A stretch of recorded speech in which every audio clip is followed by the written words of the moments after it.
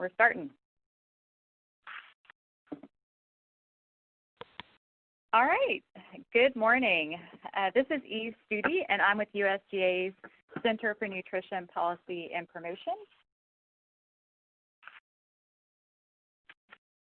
Welcome to Meeting 5 of the 2020 Dietary Guidelines Advisory Committee. This is a virtual meeting for members of the committee that is being webcast to the public. For members of the public, you are joining this meeting in listen-only mode. If you have any technology issues, please use the question box to the left on your screen, and this will be the only use for the Ask a Question box throughout the meeting.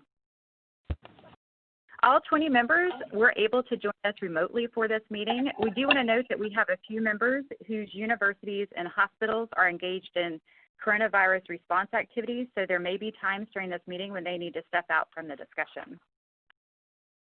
We have committee members who are joining us from across the country, including Hawaii, California, Texas, Louisiana, Minnesota, Iowa, Illinois, Indiana, North Carolina, New England, and Washington, D.C. So good morning, good very early morning. I think we have people joining us at kind of the range of time zone is over 6 hours, or is 6 hours. So very, very early good morning. As always, we start the meeting by stating the charge to the committee. This committee was established to examine the evidence on specific topics and scientific questions identified by the Departments of Agriculture and Health and Human Services, to develop a report that outlines your science-based review and recommendations to the departments, and then to submit your report to the Secretaries of USDA and HHS for consideration as the departments develop the next edition of the Dietary Guidelines. This timeline provides an overview of our steps so far in the process to update the Dietary Guidelines. As a reminder, we announced the committee in February of 2019, and this is the 5th meeting of the committee. Meeting 5 will be held today and tomorrow from 9 a.m. until 4:30 p.m. each day. Please note that there are different webcast links for the morning and afternoon sessions each day. The webcast links were sent out through our listserv and are also available at dietaryguidelines.gov. The agenda is also available at dietaryguidelines.gov, and Dr. Schneeman will provide an overview of the agenda in her remarks. So a few notes about future dates of interest.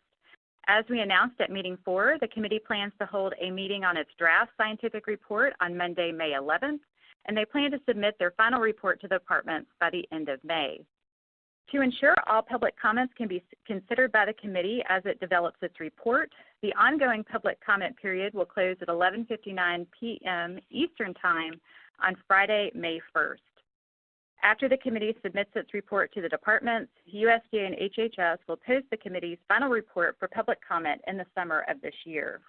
So as usual, please sign up for the email updates on these and other announcements at dietaryguidelines.gov. And with that, I'd like to turn it over to my colleague, Janet DeJesus from the HHS Office of Disease Prevention and Health Promotion for opening remarks. Good morning, everyone. Welcome to Meeting 5 of the Dietary Guidelines Advisory Committee.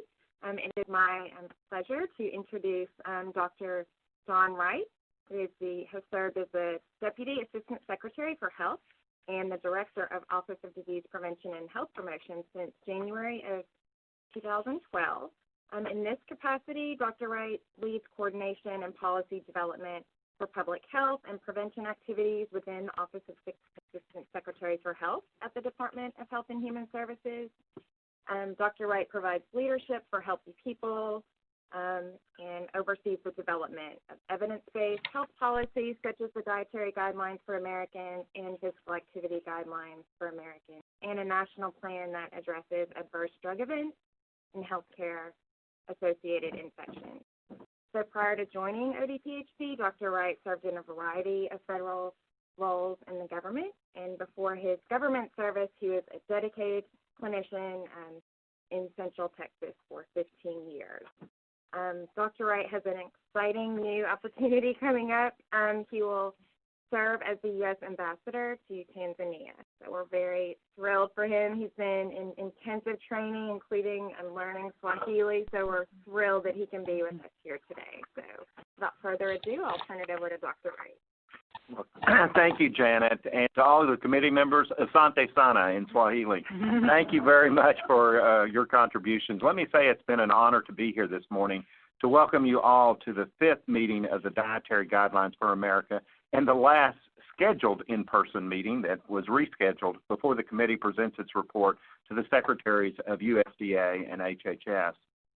On behalf of USDA and HHS, I'd like to thank all of you for the work that you've done over the course of this appointment. After a little more than a year from your first public meeting, we're nearing the finish line for the 2020 Dietary Guidelines Advisory Committee. We know that we've asked a lot of you, particularly in the last 3 months, and we appreciate your commitment to science and public health and your contributions to this evidence-based, transparent process. To Dr. Schneeman and Dr. Kleinman, thank you for your leadership as Advisory Committee Chair and Vice Chair and all the time you dedicated to this effort. Between participating on numerous subcommittee calls and responding to a deluge of related emails, I imagine you're due for a well-deserved break once the committee report is submitted in a few months. Oh, and to the entire committee, I'm truly amazed at how much work you've been able to accomplish.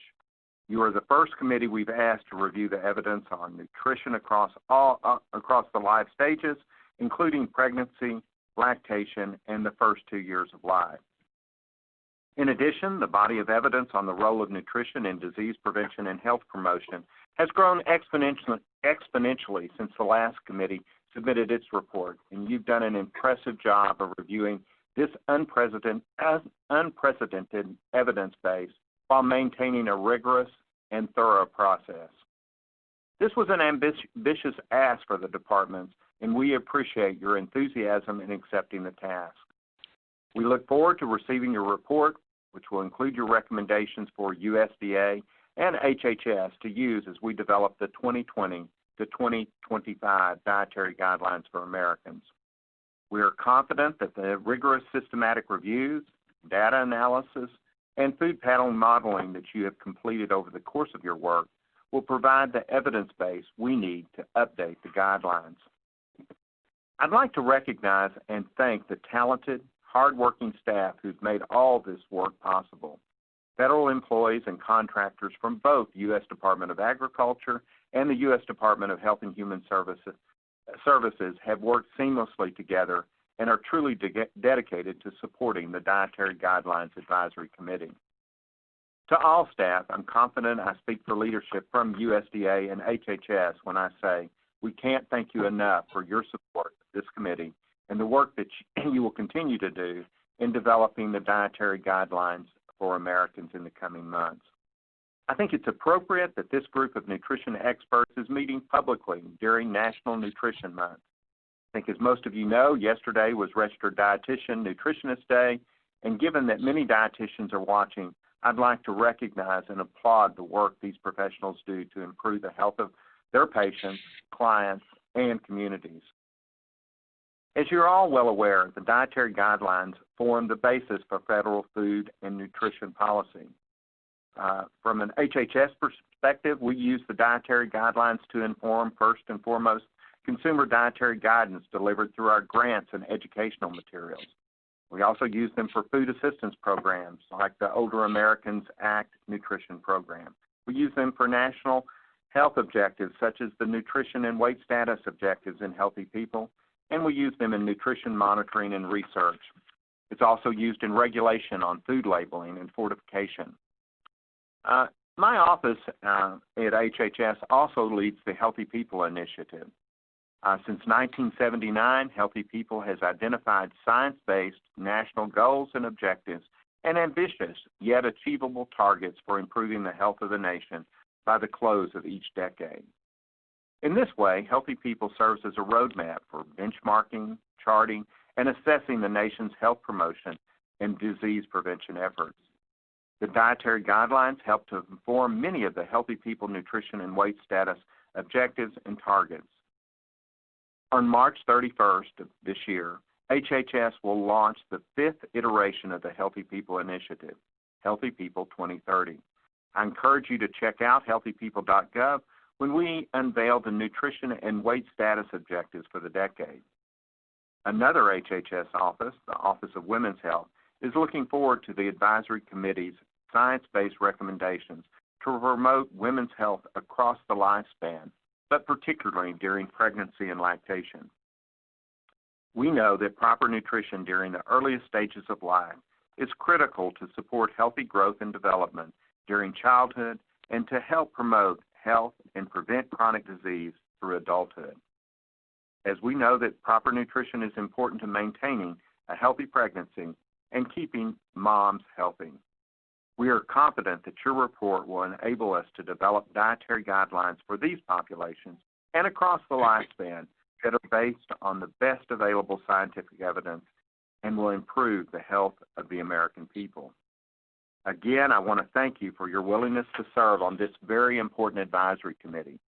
I know your work will be instrumental in ensuring that a strong scientific foundation underlines the dietary guidance we provide for all Americans across the lifespan.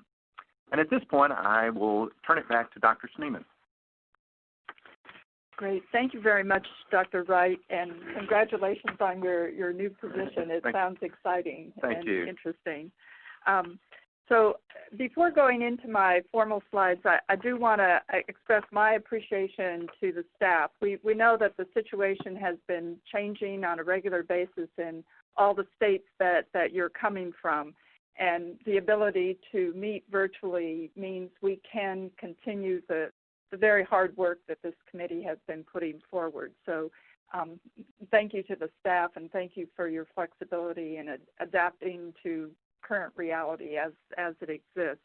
And also my appreciation to the committee members to really put in tremendous effort so that we could be ready for this public meeting, and your willingness to be there at all sorts of odd hours of the day so we can have this public meeting. So just to review for you the agenda that we will be going through, I'm going to just quickly review the subcommittee structure and the approaches used to examine the evidence, overview our meeting purpose and agenda, and then some reminders about the public comments, which have been very important to the committee members as they work through their subcommittees.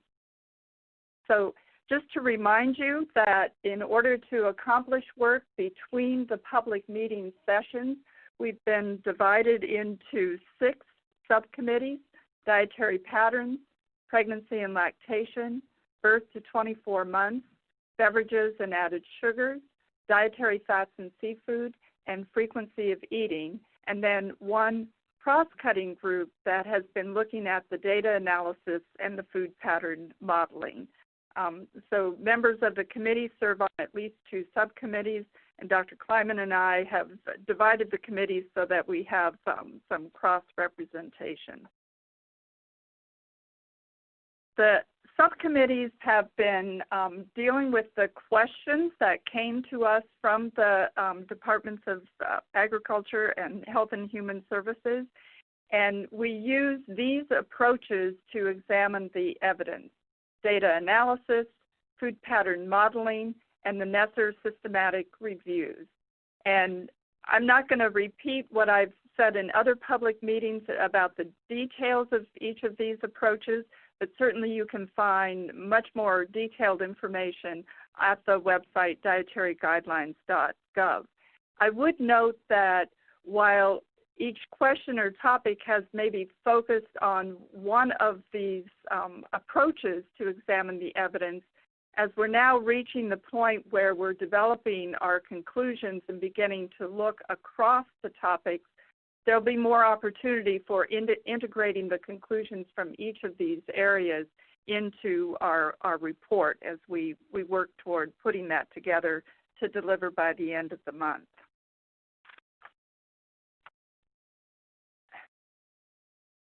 So today we'll be focusing on draft conclusion statements, and I do want to emphasize the draft word in conclusion statements.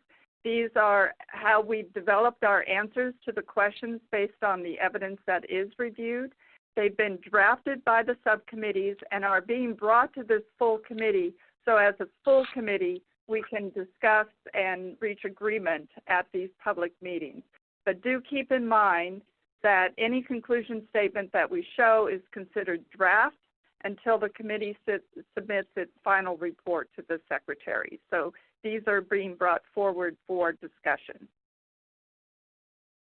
Okay, so for this meeting, our purpose then is to describe the status and provide updates on the work of the committee and discuss our next step as we finalize our work.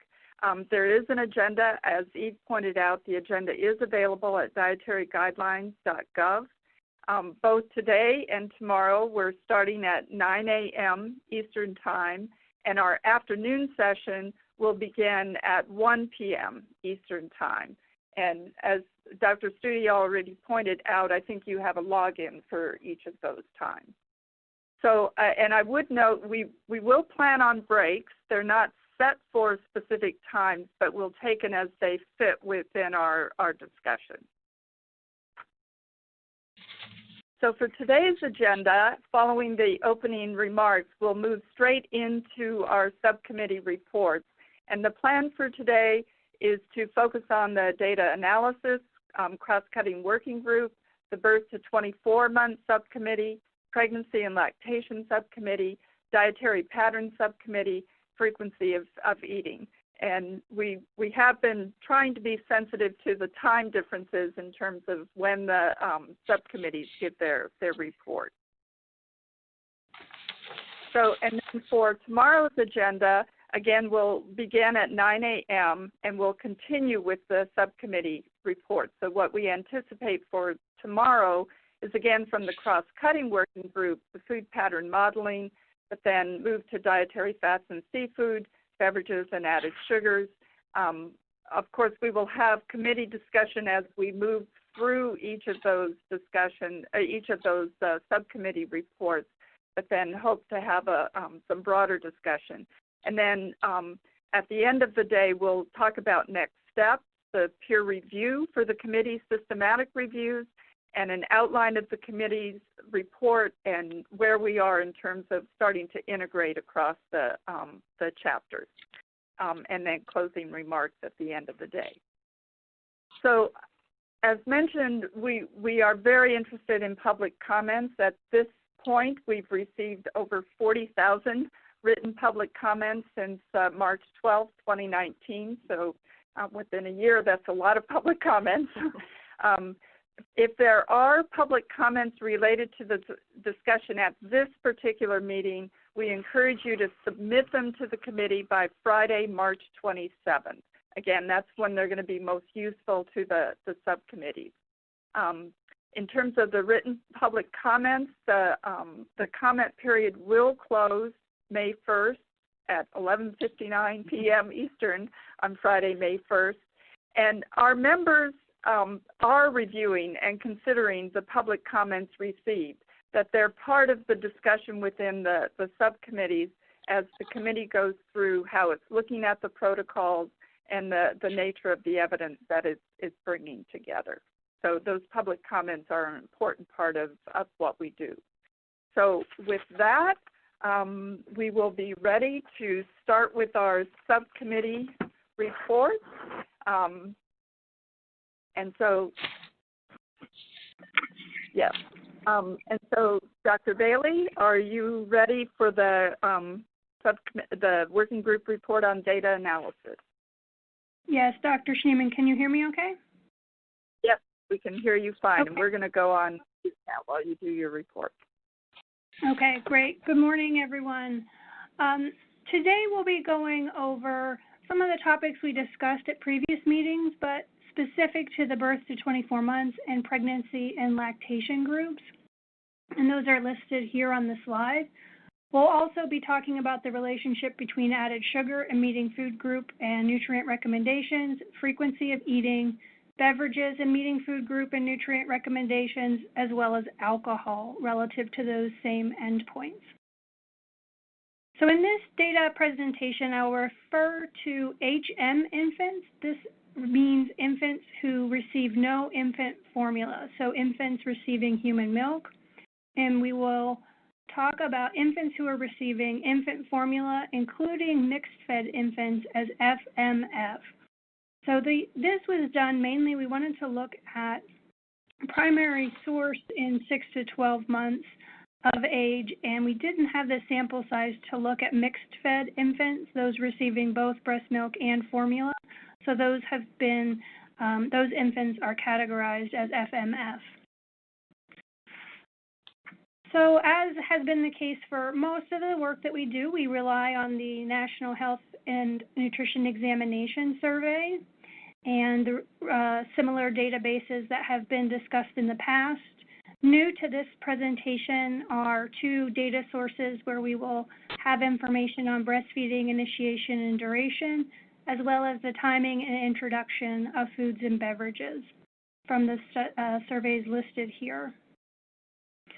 We've gone over the key definitions several times. I just want to point out that we use consistent definitions as the B24 subcommittee, and you have these on the slide set. So the questions now that we will start with, we will go to birth to 24 months and examine these 4 questions together. So in terms of the B24 group, the sample size for each 2-year cycle of NHANES is very small.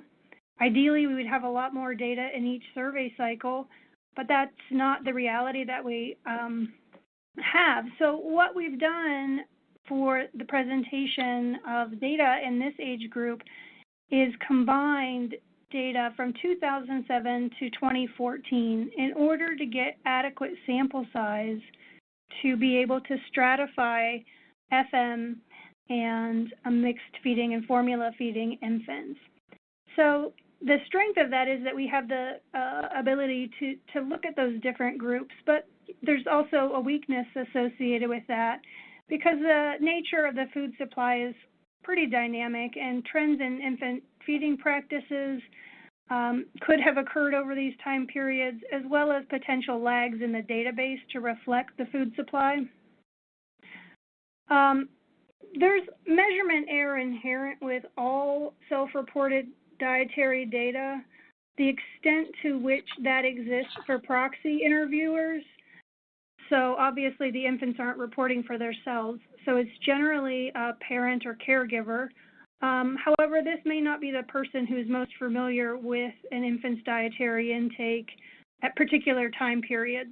So if a child is in someone else's care for the day, that might be a limitation of proxy report.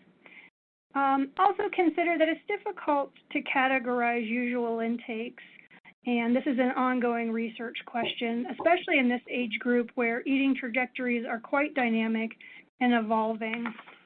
And there are a variety of age ranges, so even within 6 to 12 months, there's going to be different energy needs for a 6-month-old versus an 11-month-old.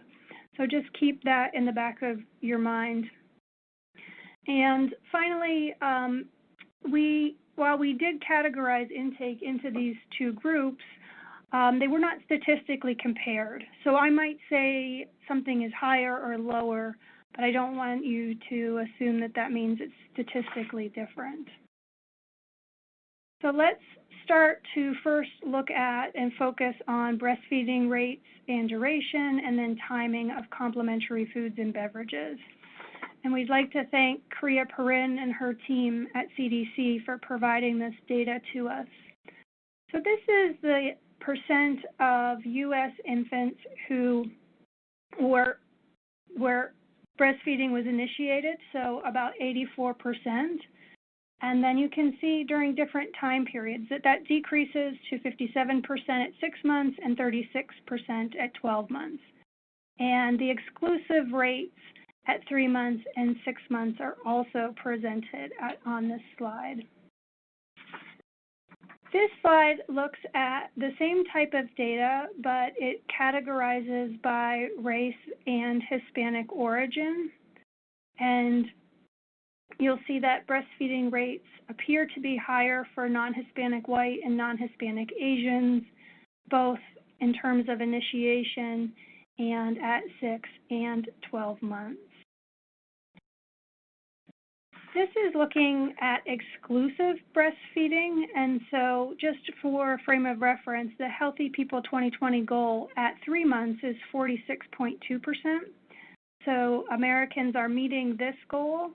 However, at 6 months, the goal is 25.5%, and we're just shy of that at 24.9%.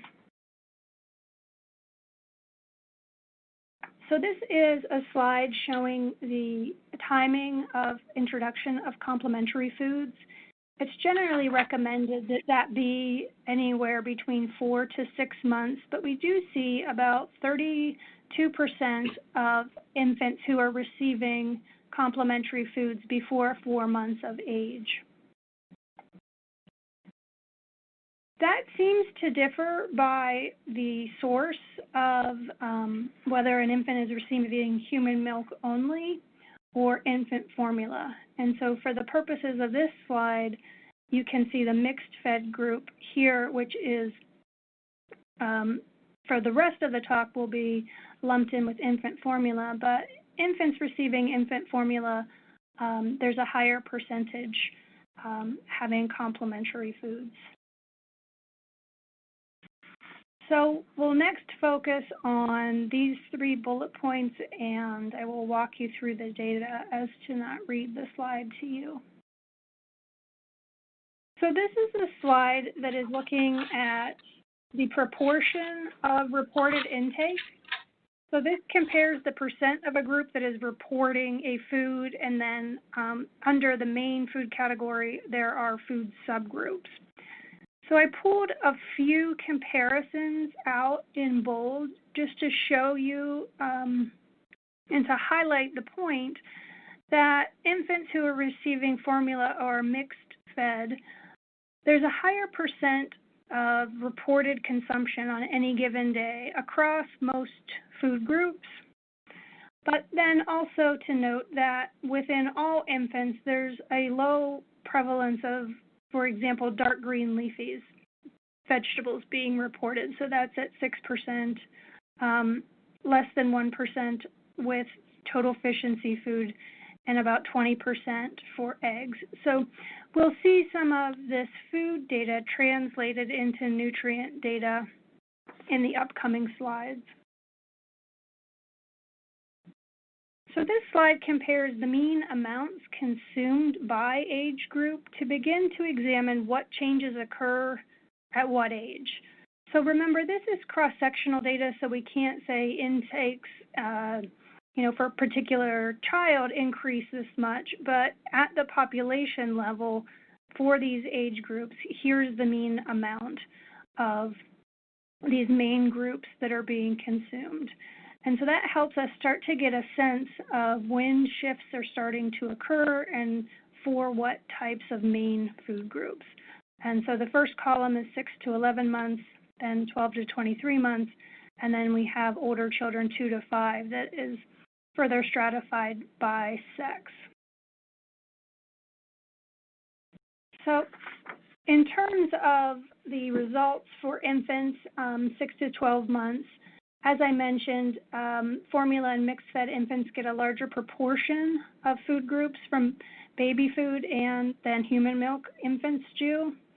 61% of added sugars in human milk-fed infants come from the categories milk and dairy, grains, and fruit, whereas the majority of added sugar among those formula and mixed-fed infants comes from snacks and sweets, baby food, and milk and dairy. In terms of the older age group within B24, so 12 to 24 months, the food category source of food is really similar to that of all Americans age 2+, and we've pulled out some data on the top sources of added sugar here, but those top 3 are among the top 5 in all age groups. So to summarize some of the data here, breastfeeding initiation rates are high, but exclusive breastfeeding past 3 months and any duration past 6 months is below 50%. And we looked at some of those differences by race and ethnicity. Complementary foods are introduced at less than 6 months of age for the majority of infants, and introduction of complementary foods and beverages at less than 4 months is more prevalent among those infants who are receiving formula or mixed fed. We looked at some of the different patterns between human milk and formula and mixed fed group in terms of the types of complementary foods and beverages being reported. And in general, mean intake of complementary foods and beverages is higher among formula and mixed fed infants, and a greater proportion of complementary foods and beverages come from sources such as baby foods for formula-fed infants when compared to human milk-fed infants.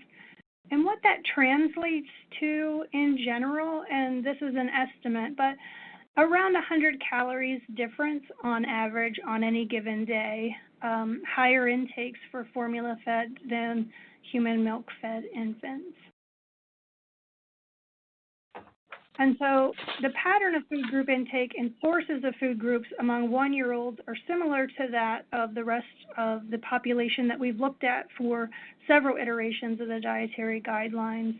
There's a notable increase in the intake of added sugars when 1-year-olds are compared to infants that are less than 12 months of age. So this seems to be a real break point in terms of some food sources and food categories, but particularly for added sugars.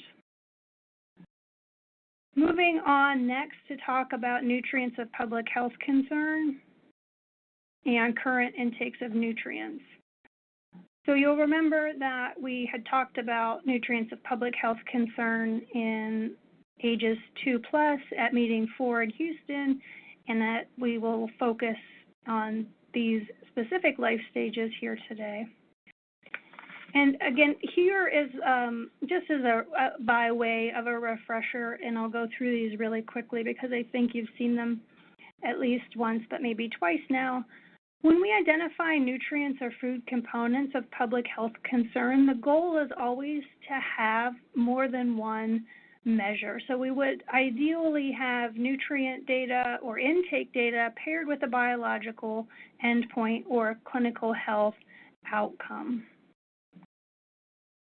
We created this decision tree before we got into the data for how we would make decisions on when we didn't have certain data, or how we would kind of have a streamlined way to make decisions based on the availability of data and the science behind some of the outcomes or validated intermediary outcomes.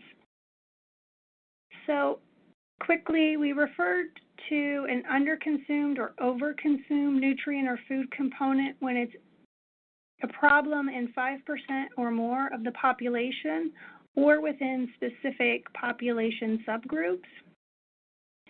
We also have the term nutrient or food component of public health concern, again, where we link that with some other indicator such as a biomarker or clinical health outcome. And then we have nutrients or food components that pose special challenges. And so the challenges may be in identifying risk groups, or for which dietary guidance to meet recommended intake levels is challenging to develop. Okay, so let's go into a little bit deeper dive here with the data. The analytical framework will look at the mean nutrient intakes, usual intake distributions, and compare those to the dietary reference intakes. And just a quick note that we did present data on 1-year-olds as part of the 1 to 3-year-old age grouping, which is the basis for the dietary reference intakes. So I'll try to make flags here where we're referring to certain age groups. So in this slide, we are looking at infants who are receiving human milk or formula or mixed fed. And we really focused on the nutrients that have an EAR for this age group. And that is limited to protein, iron, and zinc. So without an EAR, it's very hard to make conclusions around the adequacy of dietary intakes. So you will see for all infants on the far right column the prevalence that are either below the EAR or above the UL. And there's just substantial differences between infants who have human milk or formula-fed infants, especially with regard to iron and protein and zinc. And that also translates into the prevalence above the UL for those nutrients for infants who are receiving formula or are mixed fed.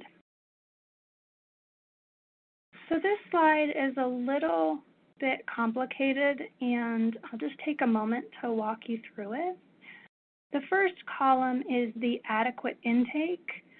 So for food components with an adequate intake, that is the dietary reference intake value that is associated with that in the first column. When the next column is the amount that is assumed to be contributed from complementary foods and beverages as outlined in the dietary reference intakes. And then in the next three columns, you will see whether or not the intakes are either above those AIs assumed to be contributed for all infants, for infants receiving human milk, and for infants receiving formula or are mixed fed. So the nutrients in green are where infants are receiving more than the expected from complementary foods and beverages. And in that pink or salmon color, it's less than that AI value. And then the white is pretty close to what the expectations would be.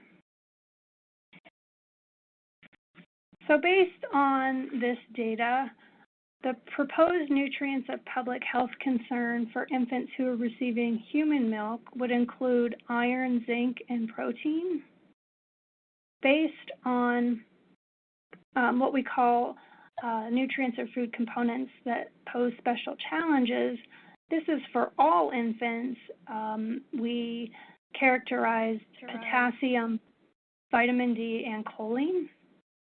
And then among infants who are receiving formula or mixed fed, intakes are notably high above the UL for zinc and for retinol. So our draft conclusion statement is that complementary food should be nutrient dense, especially for sources of dietary components for which potential risk of inadequacy is noted.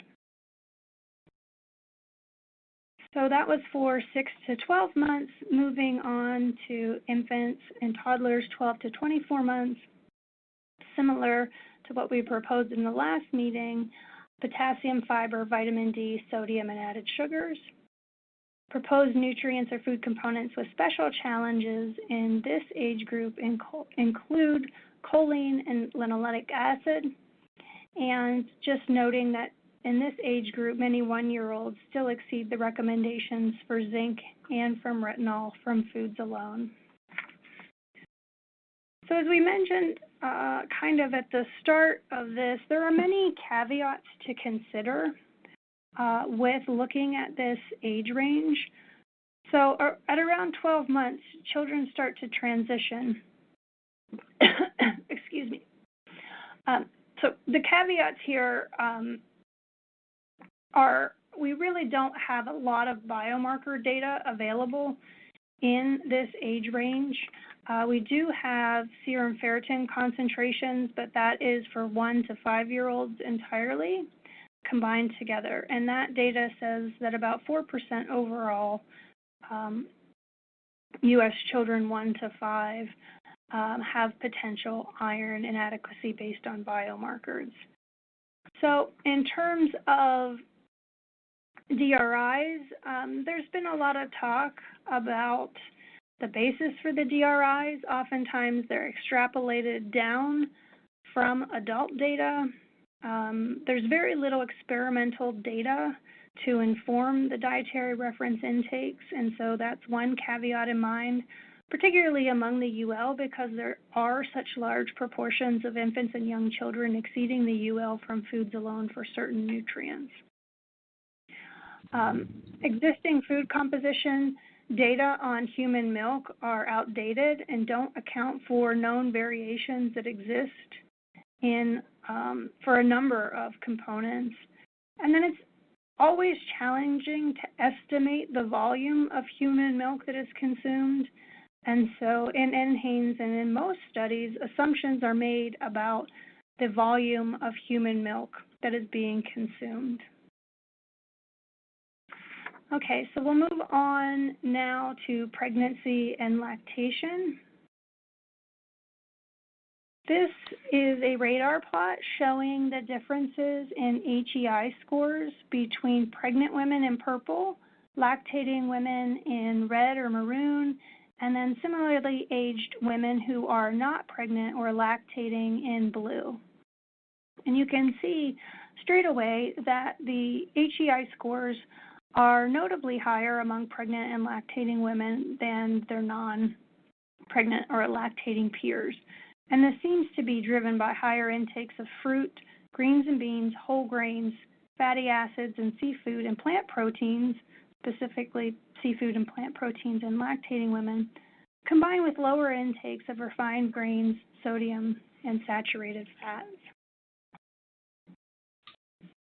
So our draft summary statement is that during pregnancy and lactation, the diet quality of women, as reflected by HEI, is higher than women of the same age range who are not pregnant or lactating. Moving on to look at the nutrients of public health concern and intakes during pregnancy and lactation.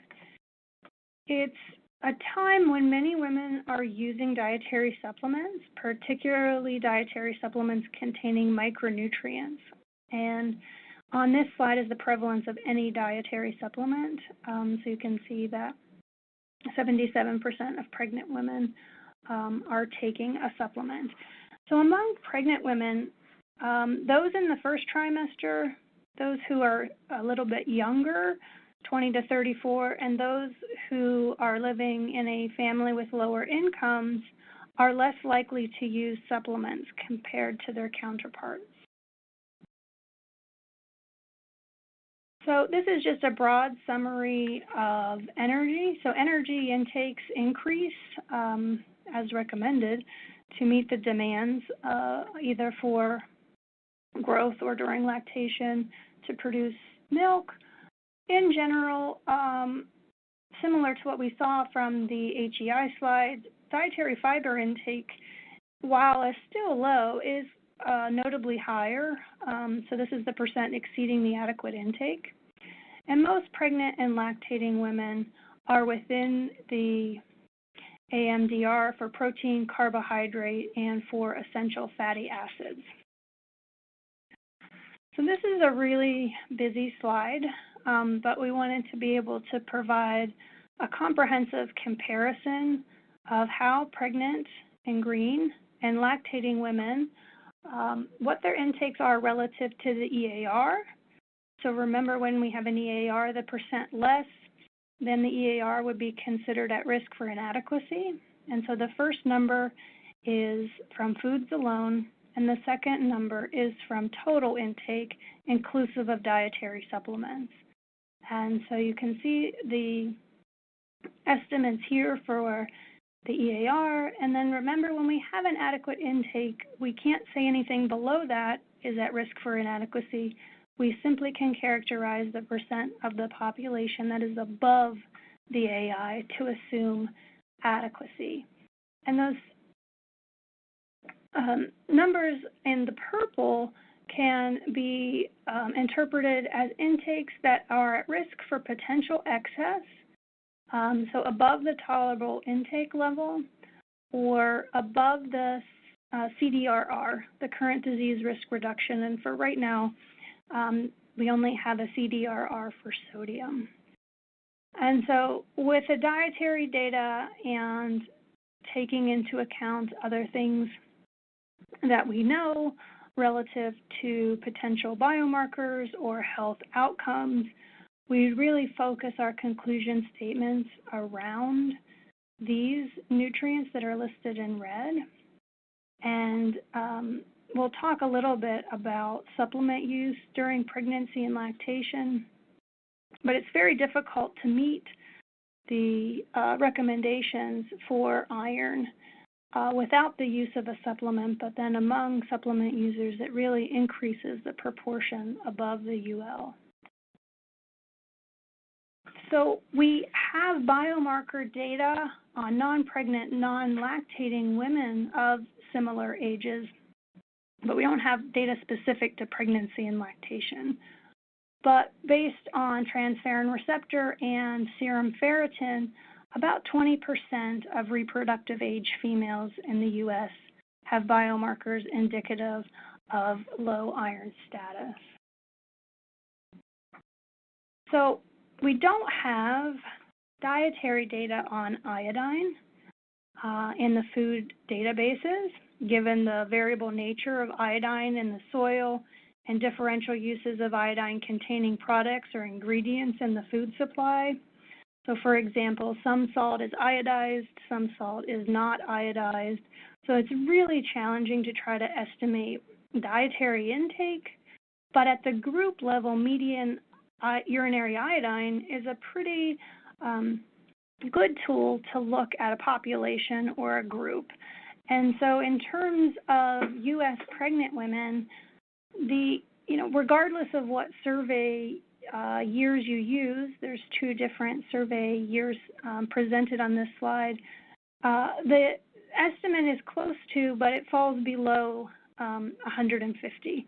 So that's the World Health Organization cutoff for insufficiency.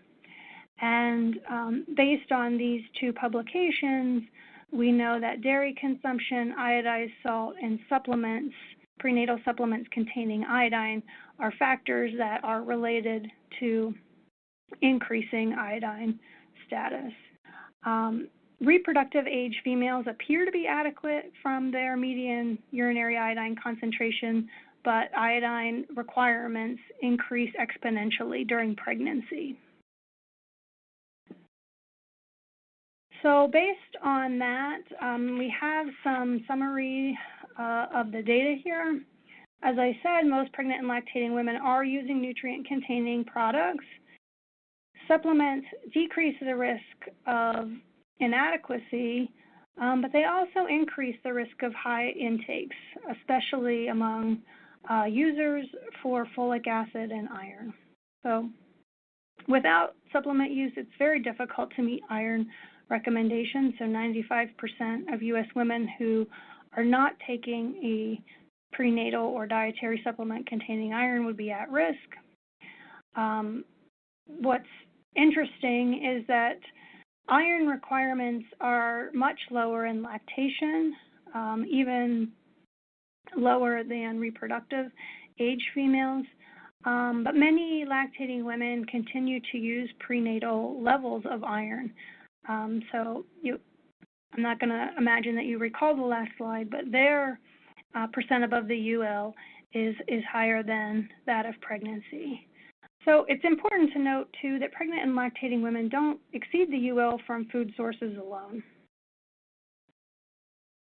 So based on what I have described here, our proposed nutrients of public health concern are similar to those that are carried forward from the 2+, vitamin D, calcium, fiber, potassium, sodium, saturated fat, and added sugars, with the addition of iron in pregnancy.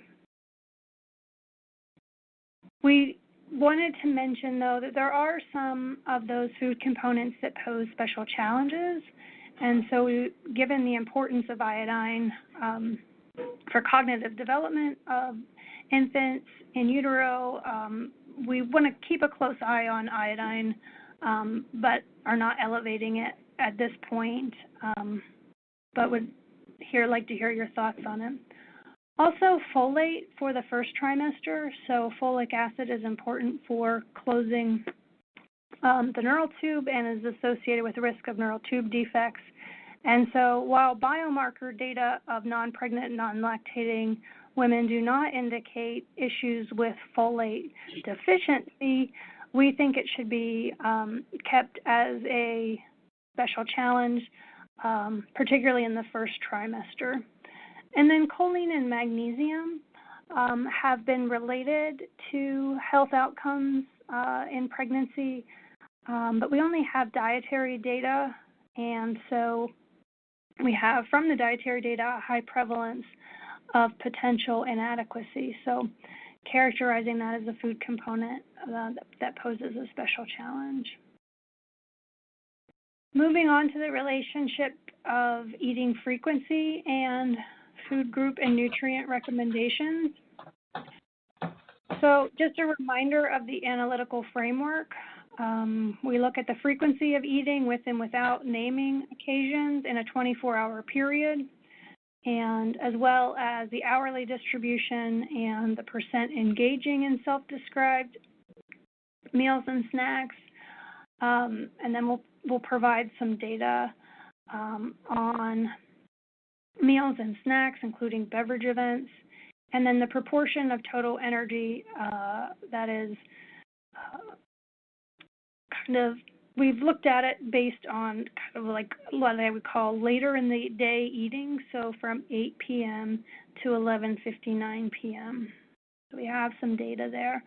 And we've talked this with the frequency of eating committee in our joint calls, but this is going to look like an overwhelming slide, but I'll try my best to just go over it quickly. So on average, Americans have 5.7 eating occasions per day. Those eating occasions tend to cluster primarily around noon or evening hours. Most people report 3 or 2 meals, and you can see the estimates in parens there. So the first blue box focuses on breakfast. So 85% of Americans report breakfast, typically between 7 and 9 a.m. It provides around 18% of energy. It's less frequently consumed by 12 to 19-year-olds, non-Hispanic Black Americans, Americans with lower income, but more energy is obtained in lower income groups at breakfast relative to other race ethnic groups. And Hispanic Americans get more nutrients at breakfast than other race ethnic groups. This should be interpreted with a little bit of caution because the Spanish language equivalents for different meals may influence how breakfast was categorized. Moving on to lunch, 81% report lunch generally between 12 and 1 p.m. It provides about a quarter of energy. It's less frequently consumed by Hispanic and non-Hispanic Blacks and lower poverty to income ratio groups, especially among children 2 to 11. And low poverty to income ratio groups consume less energy and nutrients at lunch than other race ethnic groups. And the last box on the right, 93% of Americans report dinner, generally between 6 and 8 p.m. Around 32 to 36% of energy intakes are obtained at dinner. Most protein and energy consumed is at dinner, and it's less frequently consumed by 12 to 19-year-olds, Hispanic and non-Hispanic Blacks, and low-income children have higher energy intakes, but not necessarily nutrient intakes at dinner. Then on the bottom, there's some other data about things that are labeled extended consumption. And those tend to happen between 6 to 11 a.m., and we've talked about that as potentially being, drinking a coffee or tea slowly over time. That tends to be what we think of as extended consumption, but of course it's not limited to that. So most Americans snack, and snacking tends to occur most frequently between lunch and dinner, so between 2 to 5 or after dinner, so 8 to 10. And then alcoholic drinks tend to occur between 8 and 10 p.m. So our draft conclusion statements, and I didn't show you all this data because I can't show you all the data we have or we'd be here for months. Various eating patterns exist in America, and this includes the frequency and timing, and they're shaped by age, race, ethnicity, and income. So we didn't see many sex or gender differences in the broad brushstrokes that I showed you in the last slide. As I mentioned, snacking is ubiquitous. 93% of Americans snack, It provides about 22 to 23% of total energy, and usually 2 to 3 snacks are reported per day. In terms of those late night eating events that we talked about, so after 8 p.m. but before midnight, really associated with alcohol intake in adults and intakes of added sugar, sodium, saturated fats in both adolescents and adults. So about 25 to 30% of those food components are consumed in those later hours. When we compare individuals who report 2 meals versus 3 meals, those who report 3 meals have a higher HEI than those who report 2 meals, and I think those are transposed on this slide. But it tends to be about 5 points higher. And then from this, we really, it's hard to say a lot with the type of data that we have, but that every eating occasion is a chance to make nutrient-dense food choices. So shifts in childhood and adulthood snacks and adolescent eating frequency and timing could help with achieving recommendations. And then finally, the last question we'll cover today is what is the relationship between beverage intakes and achieving food and nutrient recommendations?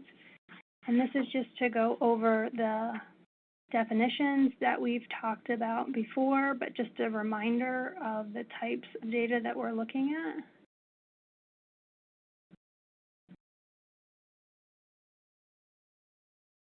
The analytical framework, again, looking at food group and dietary components per 8 ounce of discrete beverage type, beverage contribution as a percent of energy, nutrients or food components, food groups, and calories, as well as the consumption of prevalence of fortified beverages and cow's milk and milk substitutes. We're going to focus mainly, though, on this top part of the slide here with the box around it. So in this slide, you'll see the percent of infants and toddlers consuming different beverage types at least once on the first 24-hour recall in What We Eat in America in NHANES 2007 through 2016. So 27% of children 6 to 11 months report consuming human milk on any given day, and that's how you can interpret these numbers. And so this first column is for 6 to 11 months, and the second column is 12 to 23 months.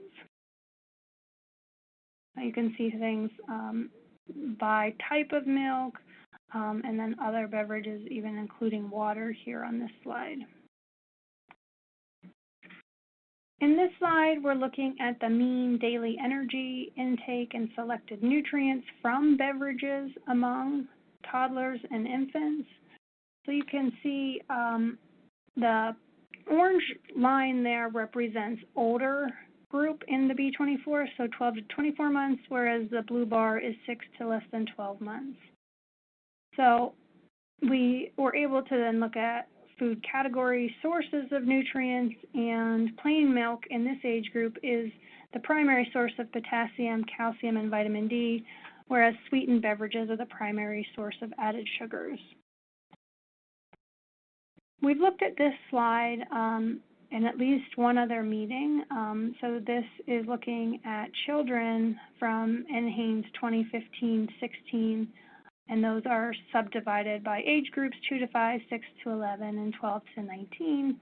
And you can see the percent of energy and certain dietary components that are being consumed from beverages. So added sugars are primarily from soft drinks and fruit drinks and represents about 15 to 28%. And again, plain milk capturing a primary source of calcium, potassium, and vitamin D in these age groups. This is looking at adults. The slide is keeping all age groups together here for adults, but it's looking at the differences between males in blue and females in green. And again, the percent of energy and different food components being provided from beverage.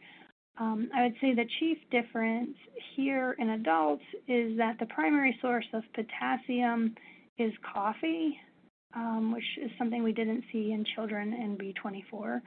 And this is because coffee is not really the best source of potassium, but it's so frequently consumed that it is a top source of potassium from beverages. And so our draft conclusion statements are beverages are diverse in their contribution to food groups and dietary components. Selection of beverage choice can contribute positively to food groups that are below recommendations and nutrients that are underconsumed, as well as dietary components that exceed recommendations. So plain milk, calcium-fortified soy beverage, and 100% juice contribute to meeting food and nutrient recommendations without contributing calories from added sugars. And coffee, without addition of sugar, is a good source or a notable source of potassium among adults.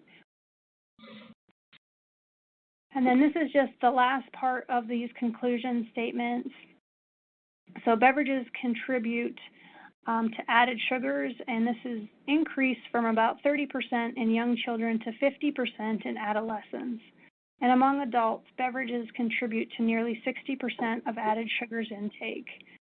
The top sources of added sugars are sweetened beverages other than milk and milk substitutes, fruit drinks, sports and energy drinks, smoothies, and coffee and tea, which of course are not naturally sweetened, but that is included of sugars that are added to those beverage types. And then alcohol. So this will be the last question, but is more or less a different part of beverage. So it has its own protocol due to the unique elements of this question. So our analytic framework includes looking at the prevalence of alcohol use, binge drinking, and frequent binge drinking, as well as the contribution of alcohol to energy, caffeine, and added sugars. We also examined alcoholic beverages and their contributions to total energy, added sugars and caffeine, and beverage calories. I'm getting a warning that's coming up on my computer. Is anyone else seeing that? Yes. Yeah. Yeah. Okay, I clicked it. Can everybody still see the slides? Yes. Yes. Okay. Yes. Thank you, guys. It's like alone, like I'm on an island out here. Okay, so in terms of alcohol use, in 2007, the per capita consumption of alcohol was 2.34 gallons on average per person for Americans age 14 and older. And just to give some context around that, the Healthy People 2020 objective is 2.1 gallons. So we're above that recommendation, and 41 states exceed the Healthy People 2020 objective. And it really varies by where you are in the country in terms of per capita consumption of alcohol. So 70% of adults and ages 21 to 26 and 55% of adults 26 and older have used alcohol in the last month. About half of alcohol drinkers report binge drinking. So just as a refresher, binge drinking is defined for men as 5 or more and for women 4 or more drinks in one occasion in the last month. So alcohol use is lower among older adults, whereas binge drinking tends to be highest among those 21 to 25. Important to note as we're gearing up here for spring break, I guess. In terms of some more results, alcohol is reported more frequently for men than for women on any given day. And a significantly larger proportion of total beverage calories comes from alcohol. Alcoholic beverages contribute about 4 to 5% of total energy intakes. And then you can see at the bottom of this slide the percent of adults who reported this alcoholic beverage by specific type, whether that's beer, wine, or spirits. And then on the right-hand side, you can see the amounts. So men tend to drink beer more often than women and tend to do so in a higher volume, whereas women have slightly more wine than men, both in terms of amount and percent reporting. And then for mixed drinks, you can see the data here. And so just I asked the question, this is the total amount of a mixed drink. So this could be something, a vodka soda. That would be the total volume, not necessarily 14 ounces of a vodka or other spirit. So our draft conclusions around this data are that per capita consumption has gone up. Most adults report consuming alcohol. Almost half of drinkers report binge drinking. Alcohol use tends to decrease with age. And reported intake of alcoholic beverages differ by age and by sex. And beyond contributing to energy intakes, alcoholic beverages contribute little toward meeting food group or nutrient recommendations. I thought that was the last question. I'm so sorry. We're going to go on to the last question now, the relationship between added sugar intake and achieving food and nutrient recommendations. So we looked at this in terms of usual distribution of added sugars, the percent of the population consuming less than 10%, the current recommendations from energy, and then food category source. So mean intakes of added sugars have decreased significantly over time across all age groups. So when earlier years of NHANES are compared to a more recent, we see that there is a big decrease from 21 teaspoon equivalents to 16 teaspoon equivalents over time. Mean intakes of added sugars are lowest for non-Hispanic Asians, but similar across other race ethnic groups. And you can see the mean intakes of added sugars and teaspoon equivalents by race and ethnicity here. So when I mentioned that non-Hispanic Asians, they're at about 9.6 teaspoon equivalents compared to other race ethnic groups, which are more similar. Mean intake of added sugar is similar across income groups, so hovering around 16%. This slide shows you that nearly 70% of added sugars come from 5 food categories. And we've talked about this before, but just by way of refresher, those top 5 categories are sweetened beverages, desserts and sweet snacks, coffee and tea because of their additions, candy and sugar, and breakfast and cereal bars. And so the top are the actual percent of total added sugars by age group. And then it's also provided here that we've looked at this as a life stage approach in some of our previous meetings. So you can see the blue bar is sugar sweetened beverages, that these tend to increase and are highest in these age groups and then tend to decrease again. And so you can look at those 5 categories in terms of how they shift with different age groups. So our draft conclusion statements are that mean added sugars have significantly decreased over time, but still remain quite high across all population segments. And we talked about the source of added sugars in that most added sugars are coming from 5 food categories specifically. And while breakfast cereals and bars are a top source of whole grains, they also contribute to added sugar. Similarly with coffee, it seems to be a good source of potassium among adults, but with the additions is also contributing added sugar. So choices with no or low amounts of added sugar could be made within these categories to still help consumers meet the recommendations for those food group and nutrients that we know are low. And I think it stands to reason that added sugar intake could be greatly reduced by decreasing those certain food groups that we talked about that contribute the most. So sweetened beverages, desserts, and sweet snacks and candies, and then by potentially having lower sugar options for coffee and teas and breakfast cereals and bars. And now I promise I'm done. So this is just a slide showing the members of this committee, which is a great privilege of mine to work with these amazing people, both the members of the group as well as the support staff. So thank you. And since I'm the first person, I have no idea how to take questions. So right. Happy to take those. So, yeah, thank you very much, Reagan. That was a very thorough presentation, lots of data to look at and consider. So I'm going to just sort of have people chime in if they have questions. You can always alert me, send me a note if you're having trouble getting a question raised, but also remind you, please be sure to state your name since we won't have your picture on the screen. So we're open. This is Rick Mattis.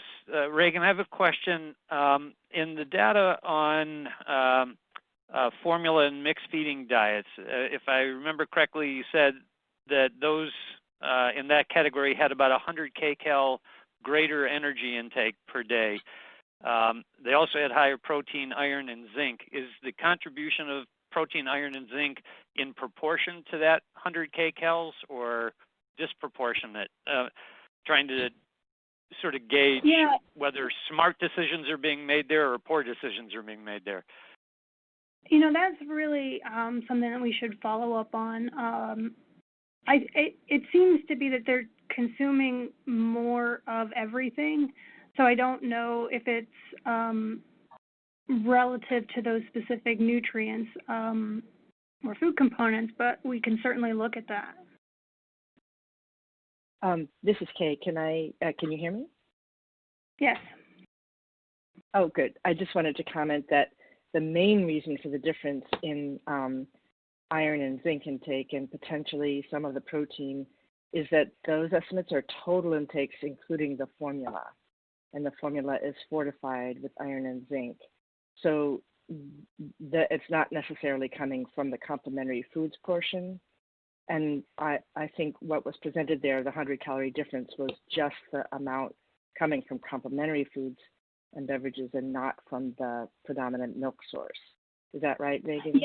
Yeah. And I think he was asking specifically about those complementary foods. So within those complementary foods, what are the relative contributions to zinc and iron and protein, which we haven't looked at those. Right, but you also showed that the kind of quality issues of those complementary foods and beverages were, if anything, a little lower in the formula and mixed-fed infants than in the human milk-fed infants. Yeah. So they're probably not richer in most nutrients. So that probably does not account for those differences in total iron, zinc, and protein. Yeah. Yeah. So if that's the case, then this is another example of smarter choices could be made for those complementary foods. Absolutely. To improve diet quality. Yeah. Right, but most of that issue will be in the human milk-fed infants who have much higher risk of inadequate iron and zinc intake and to some extent protein. So that was shown in the slide, and that's one of the things that we'll be addressing in the Birth to 24-month committee. Yeah, and how to make the most nutrient-dense choices in complementary foods and beverages. And this data we showed were not inclusive of dietary supplements, but supplement use, particularly for iron and zinc, for example, are really low. So that's another option for obtaining those nutrients for those who may be at risk.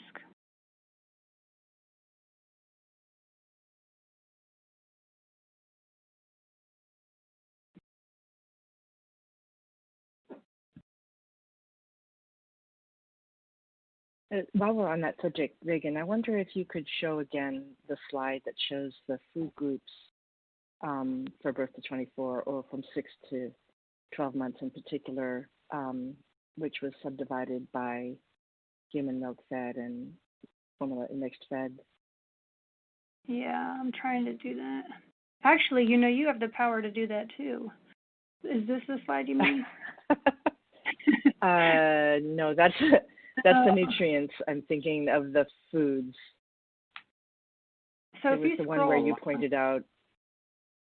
Not that one. Yeah, the one before that, I believe. Yeah, there we go. Okay, so if you look at the meat line, beef, veal, pork, etc., for all infants, only 14% report that on a given day. So the human milk-fed group, it's even lower. It's 7%, and then it's 16% for the formula and mixed-fed groups. So, you know, this is why that we have to think hard about the recommended complementary foods that would meet things like iron and zinc needs, particularly in that human milk-fed group. Yeah, without exceeding that of the formula-fed group. We know from some of the data that we worked on for FITS that baby food meat and iron-fortified infant cereals have gone down over time. But iron-rich sources are and zinc, particularly for the human milk infants. Right.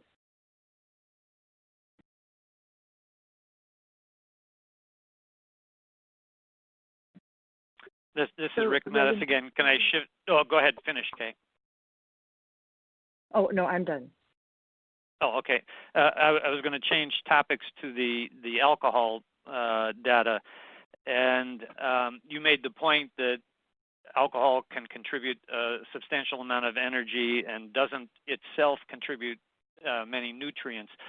But can you comment on the degree to which alcohol consumption is associated with other food patterns, and as a result, you know, looking at the diet sort of in totality,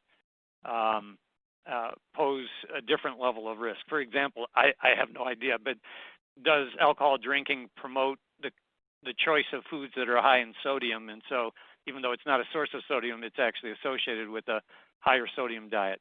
That's just a guess. I don't know. Yeah, and Tim, you're on the line. If what I say is wrong or if you have anything to add. We haven't looked at that specifically, but you're right.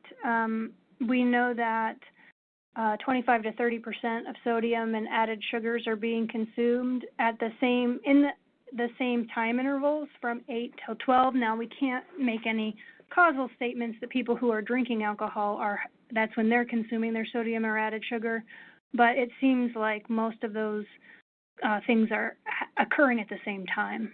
So we haven't specifically looked at it, but can kind of skirt around it a little bit. Yeah, and I would just chime in. I agree with Reagan. We didn't really look at that. I think there's also a lot of differences in the consumption patterns of people who consume different beverage types, but we don't think that that's, to my knowledge, that's just an association and not causally related. This is Jamie.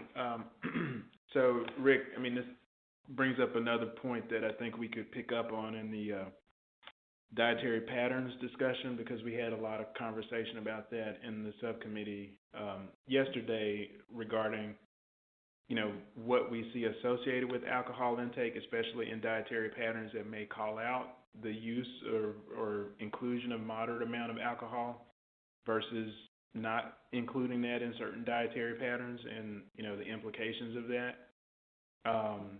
So I don't know that we came to a clear sort of conclusion, but it's something that I think will come up again in the discussion later on around dietary patterns.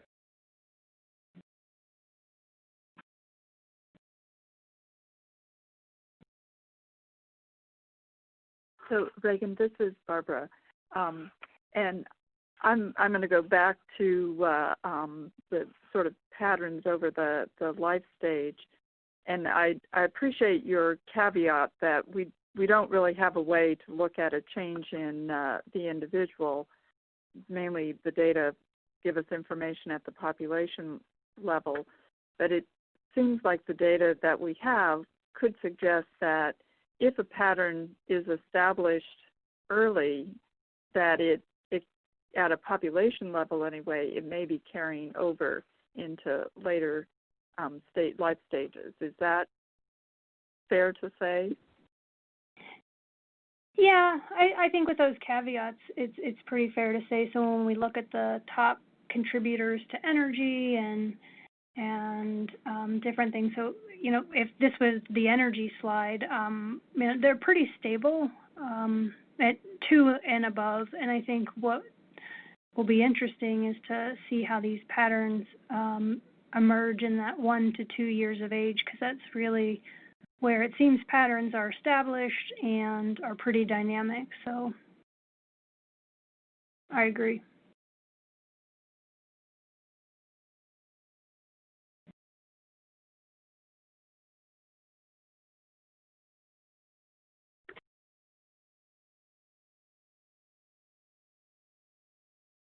On the presentation.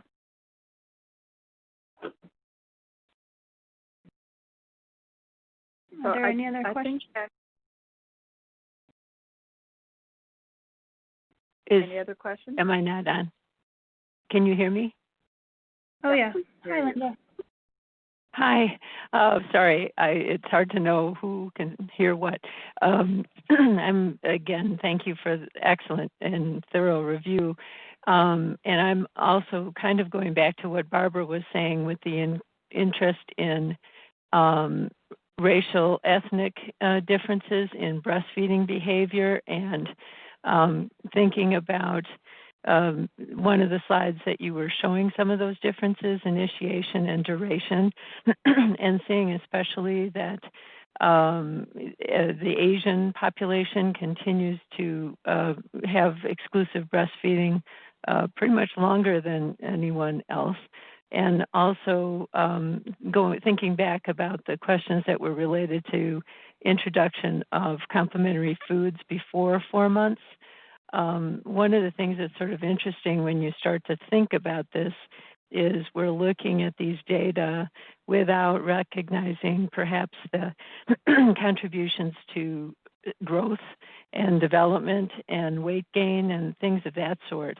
And, with those children that are introduced to complementary foods earlier, the potential tendency to eat more calories is potentially, initiated at that point, that those extra 100 calories, could in fact be excessive in some cases at that early age. So it will be interesting to follow or figure out, over time, whether those recommendations that have been made, historically to continue breastfeeding as long as possible do in fact ultimately impact growth and development of the child and prevention or advance of pediatric obesity. Yeah, that's a really good point.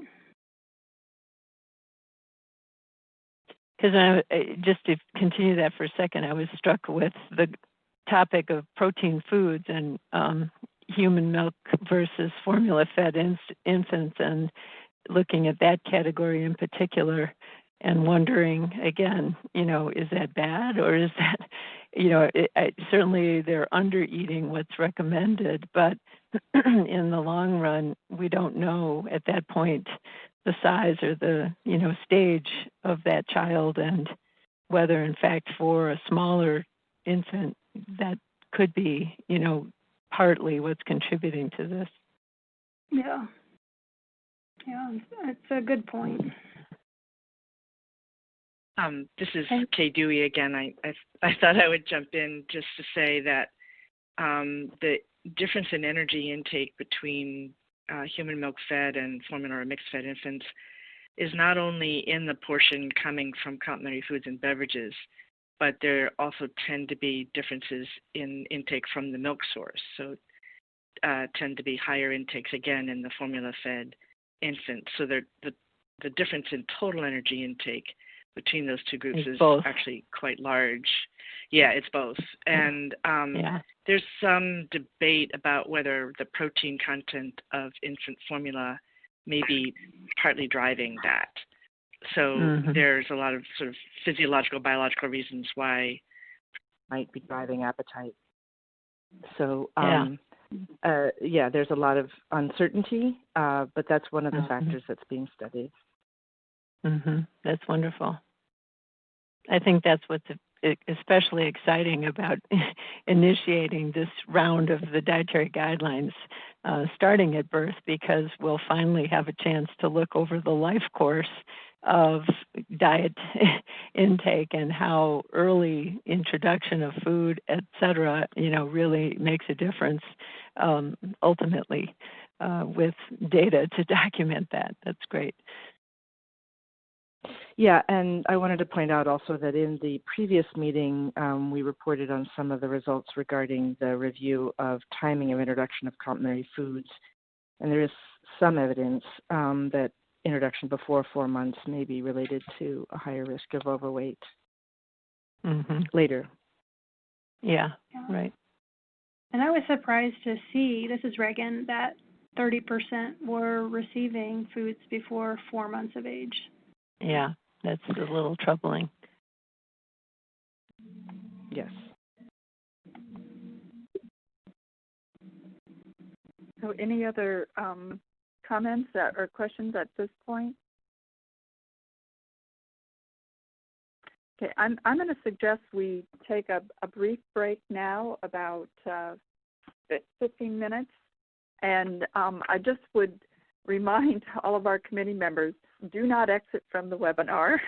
And it's probably preferable if you keep your phone on mute. We do not want to lose you. So please, let's go ahead and take a break until about 20 till, and then we'll get started back again. Okay. Thanks. Thank you again, Reagan. Thanks, Barbara.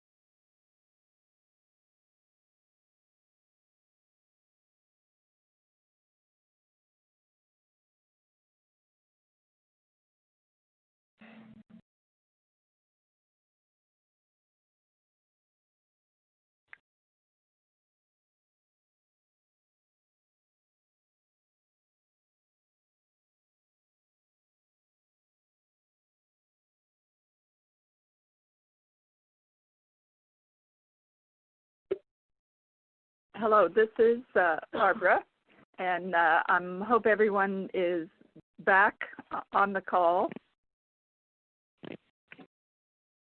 Always hard to say. If you're not there, please let us know. This is Reagan. I'm here. Okay. Great. So we're ready to move to our next subcommittee report, which is going to be the birth to 24-month subcommittee report. Dr. Dewey, okay, are you ready to go? Yes, I am. Thanks, Barbara. Great. So everyone should be able to see the slides, and I'd like to begin by thanking the members of the subcommittee who are listed here, and also all of the staff who have been doing an amazing job at helping us through the many systematic reviews that we've been conducting. At the last public meeting, we presented 8 different topics and conclusion statements, which was a marathon. We won't have quite so many today, so you can rest easy, and I won't be repeating those. So today we'll be discussing 3 questions that are listed here: nutrients from supplements or fortified foods and growth, size, and body composition, nutrients from supplements or fortified foods and bone health, and human milk and infant formula and growth, size, and body composition. The first systematic review that I'll present today is addressing the question, what is the relationship between specific nutrients from supplements and or fortified foods consumed during infancy and toddlerhood and growth size and body composition? At the last public meeting, we explained that the specific nutrient we chose for this particular question was iron, and that we would focus on iron from supplements, not from fortified foods, because iron supplements are recommended for breastfed infants in the U.S. by the AAP. We did not address iron from fortified foods within this systematic review because the systematic reviews on complementary foods, which we presented at the last meeting, included iron-fortified foods. Therefore, the refined question that we addressed is, what is the relationship between iron from supplements consumed during infancy and toddlerhood and growth size and body composition? This is an important question. Some infants actually become iron deficient before 6 months of age. That is related to their body stores of iron at birth, and that tends to be related to their gestational age, birth weight, and whether delayed cord clamping occurred. Because there's a risk of iron deficiency even before 6 months, the current statement from the American Academy of Pediatrics is to provide iron supplements to breastfed infants at 4 months of age until appropriate iron-containing complementary foods are introduced into the diet. But iron is one of those nutrients that's a double-edged sword. If you need it, it's important to have enough. If you are iron replete, excess iron may actually be harmful.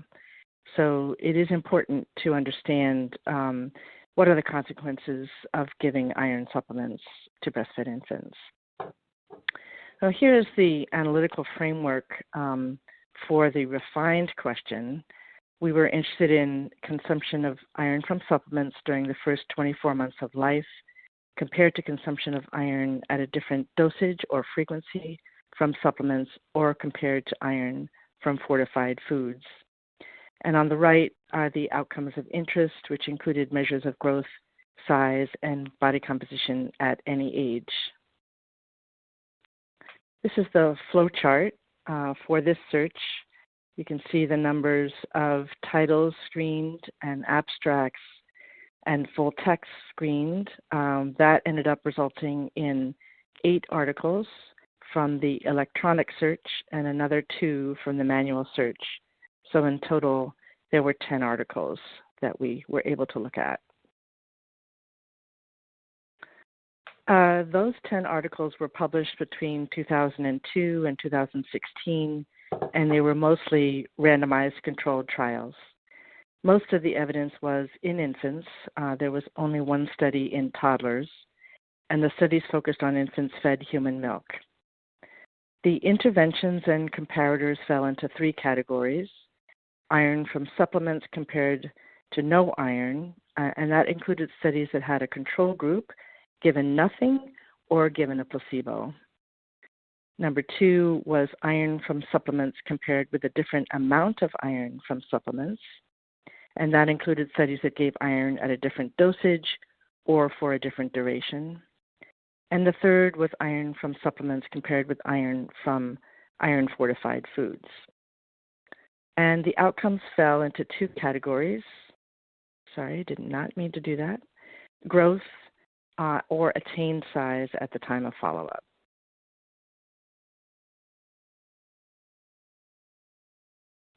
Now, I want to note that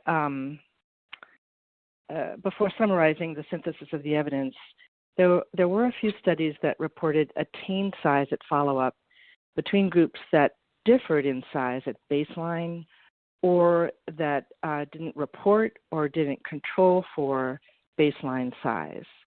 And because of that, we did not think about those studies very much further than that in our synthesis because we were not able to interpret their results.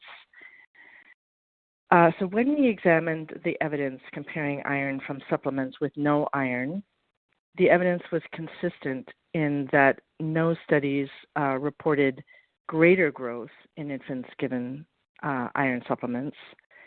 3 of the 5 studies reported significantly slower growth in infants given iron supplements, and 2 studies did not report a significant difference. And we noted some possible explanations for these inconsistencies.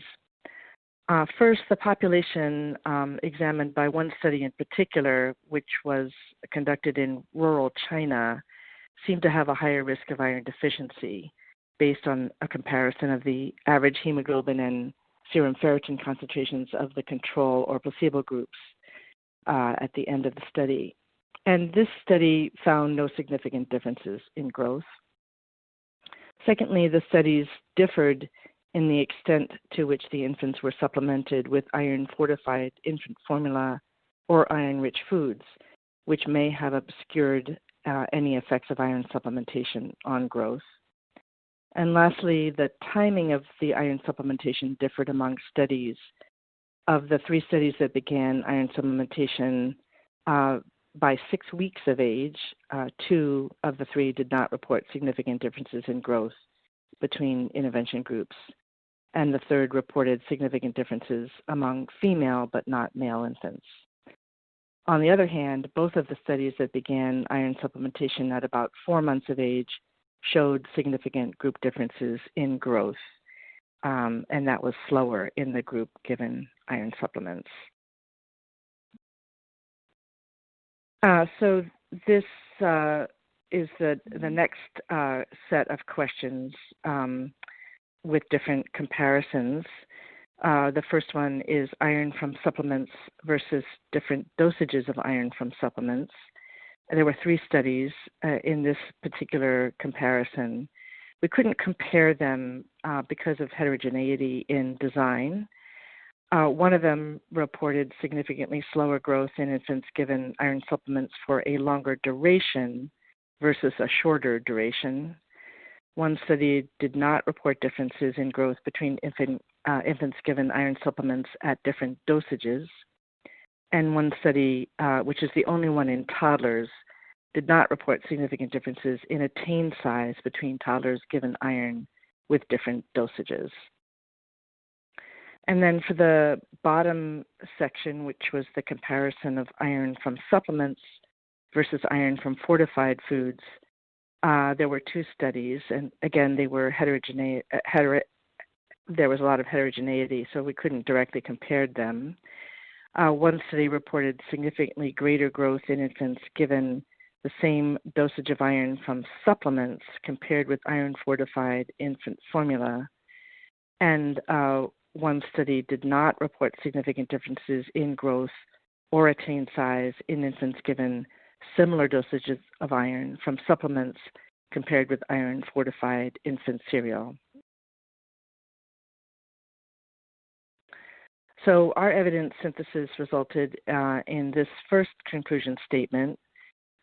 Moderate evidence indicates that human milk-fed infants who are supplemented with iron do not have greater growth and may have slower growth than human milk-fed infants not supplemented with iron. And we graded the evidence underlying this conclusion statement as moderate. The second part of the conclusion statement reflects the gaps in the evidence for the other comparisons. There was insufficient evidence available to determine the relationship between iron from supplements consumed during infancy and body composition during infancy, or in the second bullet, any measure of growth size or body composition after 12 months of age. And in the third bullet, the effect of iron supplementation after 12 months of age on the outcomes of interest. And so the grade was not assignable for these particular questions.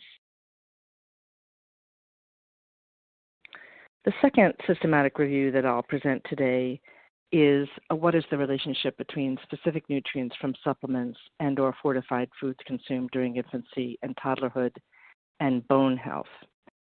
At the last public meeting, we explained that the specific nutrient we chose for this question was vitamin D, and that we would focus on vitamin D from supplements due to the current U.S. recommendations for vitamin D supplementation for breastfed infants. We did not address vitamin D from fortified foods within this systematic review, again because the systematic reviews on complementary foods, which we presented at the last meeting, included fortified foods. So the refined question for this review was, what is the relationship between vitamin D from supplements consumed during infancy and toddlerhood and bone health? This is the analytical framework for our refined question. We were interested in consumption of vitamin D from supplements during the first 24 months of life compared to consumption of vitamin D at a different dosage or frequency from supplements, or compared to vitamin D from fortified foods. And on the right, the outcomes of interest were measures of bone mass, biomarkers of bone metabolism, rickets, and fracture through adolescence. So this is the flow chart for this search. Quite a number of titles were screened. That resulted in 453 abstracts and 39 full texts screened, but most of those were excluded for a number of reasons. And we ended with 5 articles from the electronic database search and 1 from a manual search for a total of 6 articles. Those 6 articles were published between 2010 and 2018. They were all randomized controlled trials. There were 5 studies in total because 2 articles were from the same randomized controlled trial. And all of these focused on infants fed human milk. The interventions and comparators fell into 3 categories: 400 international units per day versus higher dosages, 400 international units per day versus a lower dosage, and 200 IU per day for different durations compared to placebo. So please note that 400 international units per day is the RDA for infants from birth to 12 months. And the AAP recommends that infants who are breastfed or partially breastfed should receive a supplement at that dose unless the lactating mother is taking supplements in the amount of about 6,000 IU per day. The outcomes for this review fell into 3 categories: bone mass, biomarkers of bone metabolism, and rickets. So for the first comparator, 400 international units per day compared to higher dosages, there was inconsistent evidence regarding bone mass. One of the 4 studies reported a positive relationship between the dose of vitamin D and bone mass outcomes, but one of the 4 studies reported significant inverse relationships between vitamin D dose and bone mass outcomes. And the other 2 studies did not report significant relationships between the vitamin D dose and bone mass outcomes. On the bottom, we have the evidence regarding the biomarkers of bone metabolism, and that evidence was consistent. There were 3 studies, and all 3 did not report any significant relationships between vitamin D dosage and biomarkers of bone metabolism. The next contrast was 400 international units per day compared to lower dosages. And in this case, there was only 1 study, and that study did not report a significant relationship between vitamin D dose and either bone mass or the biomarkers of bone metabolism. And the last comparison was 200 IU per day for different durations compared to placebo. And there was only 1 study. This did not report any relationship between the duration of vitamin D supplementation compared with placebo and the biomarkers of bone metabolism or rickets. So the conclusion statement from the first part of this review was that limited evidence suggests that there is no relationship between consumption of 400 IU per day of vitamin D under 12 months of age compared with higher dosages of up to 1,600 IU per day and biomarkers of bone metabolism followed up to 36 months of age. And we graded this evidence as limited. I'd like to note that the literature search date range began in the year 2000. So evidence related to the recommendation underlying 400 international units per day may predate our search. So this statement only refers to comparing 400 to higher dosages. The other note is that high doses of vitamin D in lactating mothers and whether that's related to bone health in their infants was outside of the scope of our systematic review. For the other comparisons that I mentioned, the conclusion statement is that insufficient evidence is available to determine the relationship between 400 IU per day of vitamin D from supplements compared with higher dosages and bone mass, rickets, or fracture, and also for 400 IU per day of vitamin D from supplements compared with no vitamin D from supplements or lower dosages of vitamin D from supplements or vitamin D from fortified foods, and bone mass, biomarkers of bone metabolism, rickets, or fracture. So the grade was not assignable for these two conclusions. And the same caveats apply here in terms of the literature search date range and the fact that dosing mothers with vitamin D was outside of the scope of our review. So the last systematic review that I'll discuss today is what is the relationship between the duration, frequency, and volume of exclusive human milk and/or infant formula consumption and growth size and body composition. At the last public meeting, we explained that differences in growth and size between infants fed human milk and infant formula are already well established, but that the associations between infant feeding and body composition, including obesity, are less clear. So we refined our question, which is shown here, to say what is the relationship between the duration, frequency, and volume of exclusive human milk and/or infant formula consumption and body composition, including obesity. Here is our refined analytical framework. We divided the duration, frequency, and volume of exclusive human milk and/or infant formula consumption into a series of 6 comparisons that align with the first feeding decisions that caregivers make. And that includes whether or not to feed human milk, and then for caregivers who decide to feed human milk, how long to feed human milk at all, and then how long to feed human milk exclusively. You'll note that we examined exclusive human milk consumption prior to the introduction of infant formula only, and that was to avoid overlap with the other review presented at the last public meeting that examined the timing of introduction of complementary foods and beverages.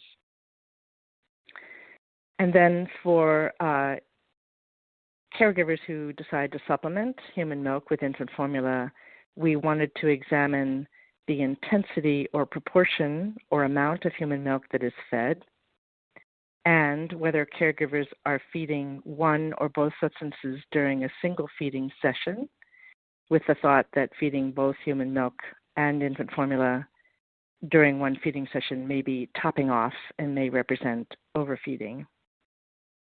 And finally, for caregivers feeding human milk at the breast and by bottle, we wanted to examine the intensity or proportion or amount of human milk fed at the breast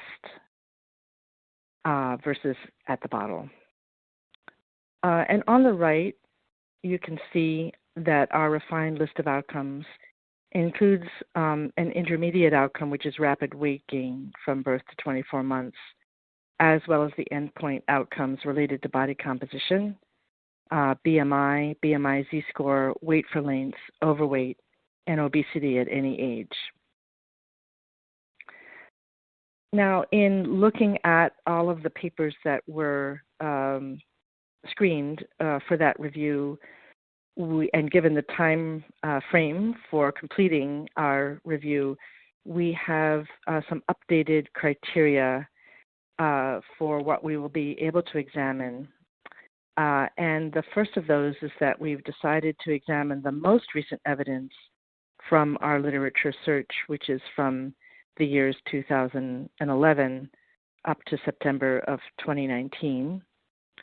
And we've also decided to examine within family analyses of siblings from the entire literature search date range of January 1980 to the present. And what that means is that these studies are able to compare siblings within the same family who were fed differently, either mostly breastfed or not, for example, or siblings with different outcomes. In other words, they became overweight or not. And then the study looks back at how they were fed as infants.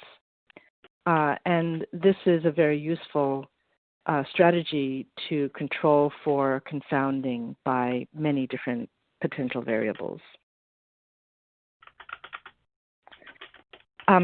If someone is typing, so if you could please mute, that would be helpful. Thanks. This flow chart shows the literature search and the screening results. We used two different literature searches, which are noted with the letters A and B in the flow chart. Literature search A was from the Pregnancy and Birth to 24 Months project, which used a search date range of January 1980 to March 2016. And that literature search was very large because it was intended to find studies for several questions related to human milk and infant formula. So you can see that there were 31,335 abstracts screened for that.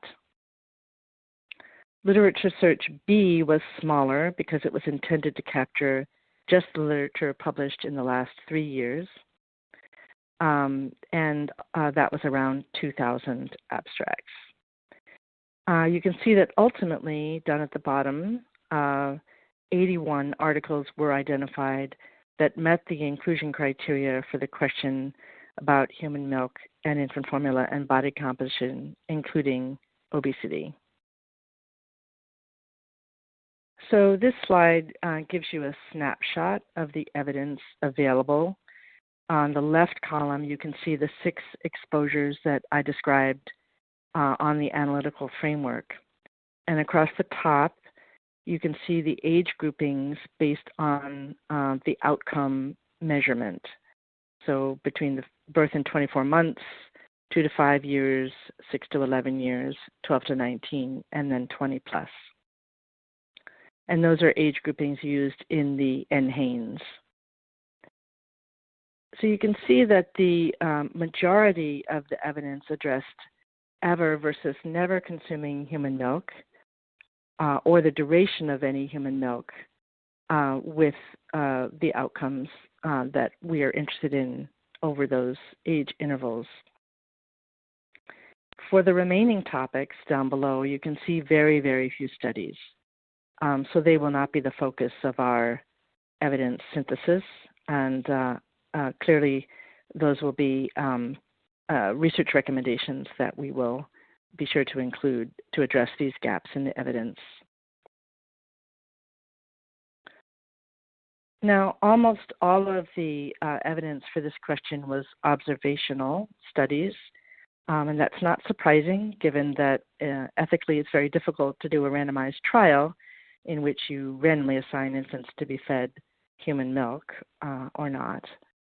The notable exception is the trial called the PROBIT trial, Promotion of Breastfeeding Intervention Trial, which is a cluster randomized trial of an intervention to promote the duration and exclusivity of human milk consumption, so not a randomized controlled trial of breastfeeding per se, but of an intervention to promote breastfeeding.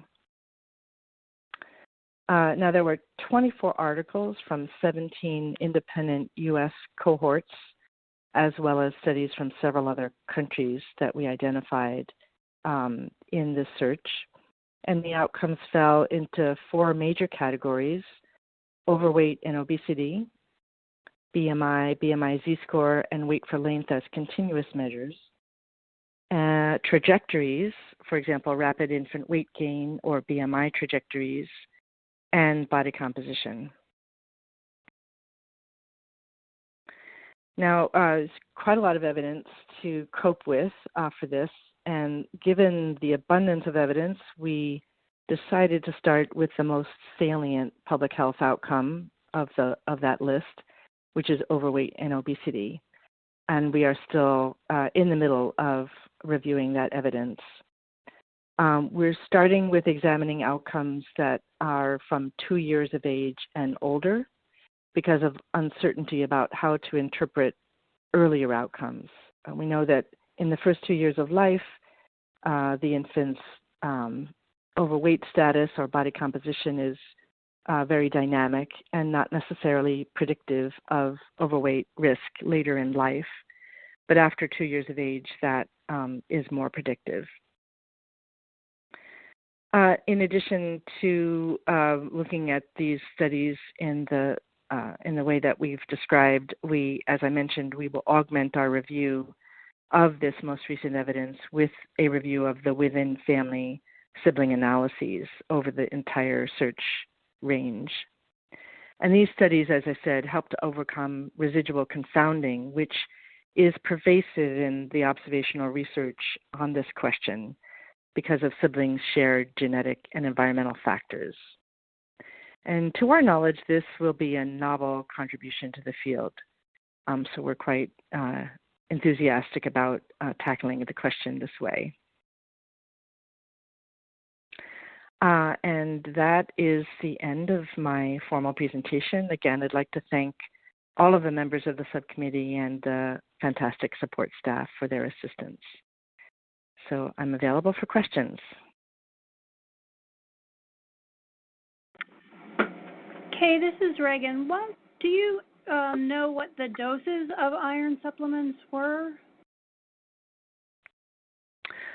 Yes, I can quickly tell you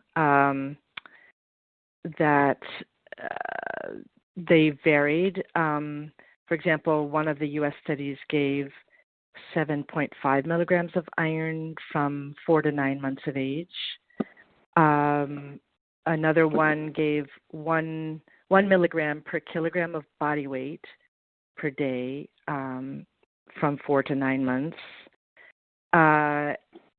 And the one in rural China gave 1 milligram per kilogram of body weight per day. So those are the types of dosages for the most part. Thanks. Sure. Okay, it might be worth just commenting again with these iron studies on the actual weights of these infants, because I think they didn't fall outside of reference standards, so that they were lower but still within normal reference standards. Is that right?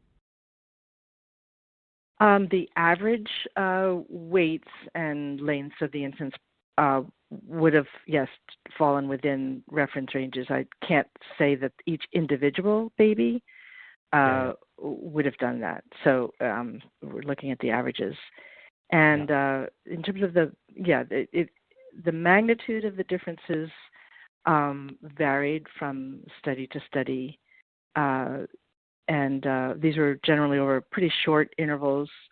For example, a 5-month study period. So they need to be interpreted in terms of what that might or might not mean, which is hard to say. Yep. Thank you. Sure.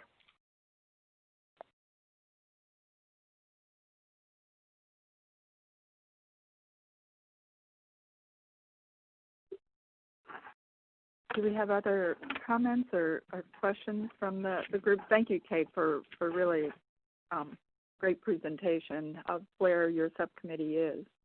And I know there's going to be a lot of interest in the work that you're finishing up now.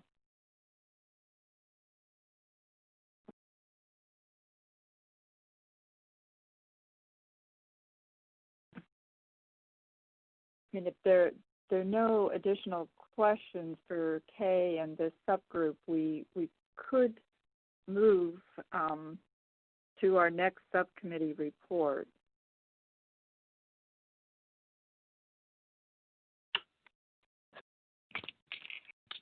I'm happy to do that if we're ready. So why don't we go ahead, and then there may be more questions evolving as the discussion goes on. Thanks, Sharon.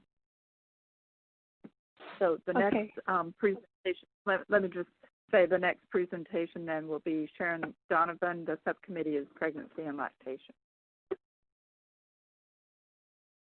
Okay, well, good morning, everyone. This is Sharon Donovan, and I'm happy to present on behalf of our committee.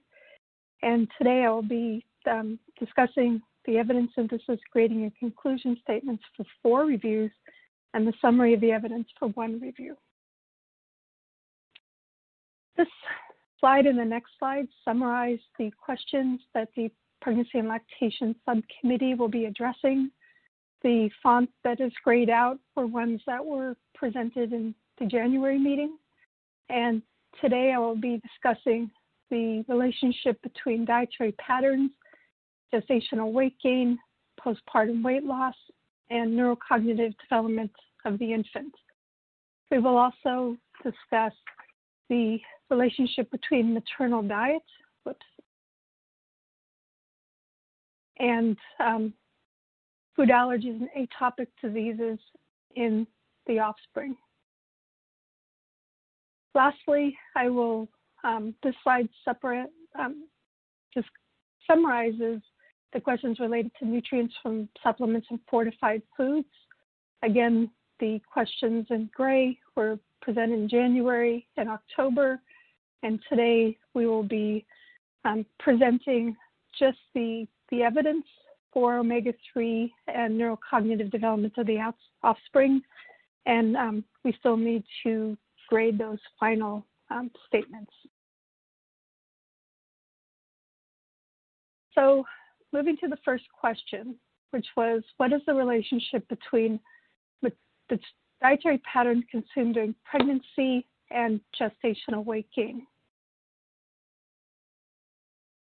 This shows the analytical framework.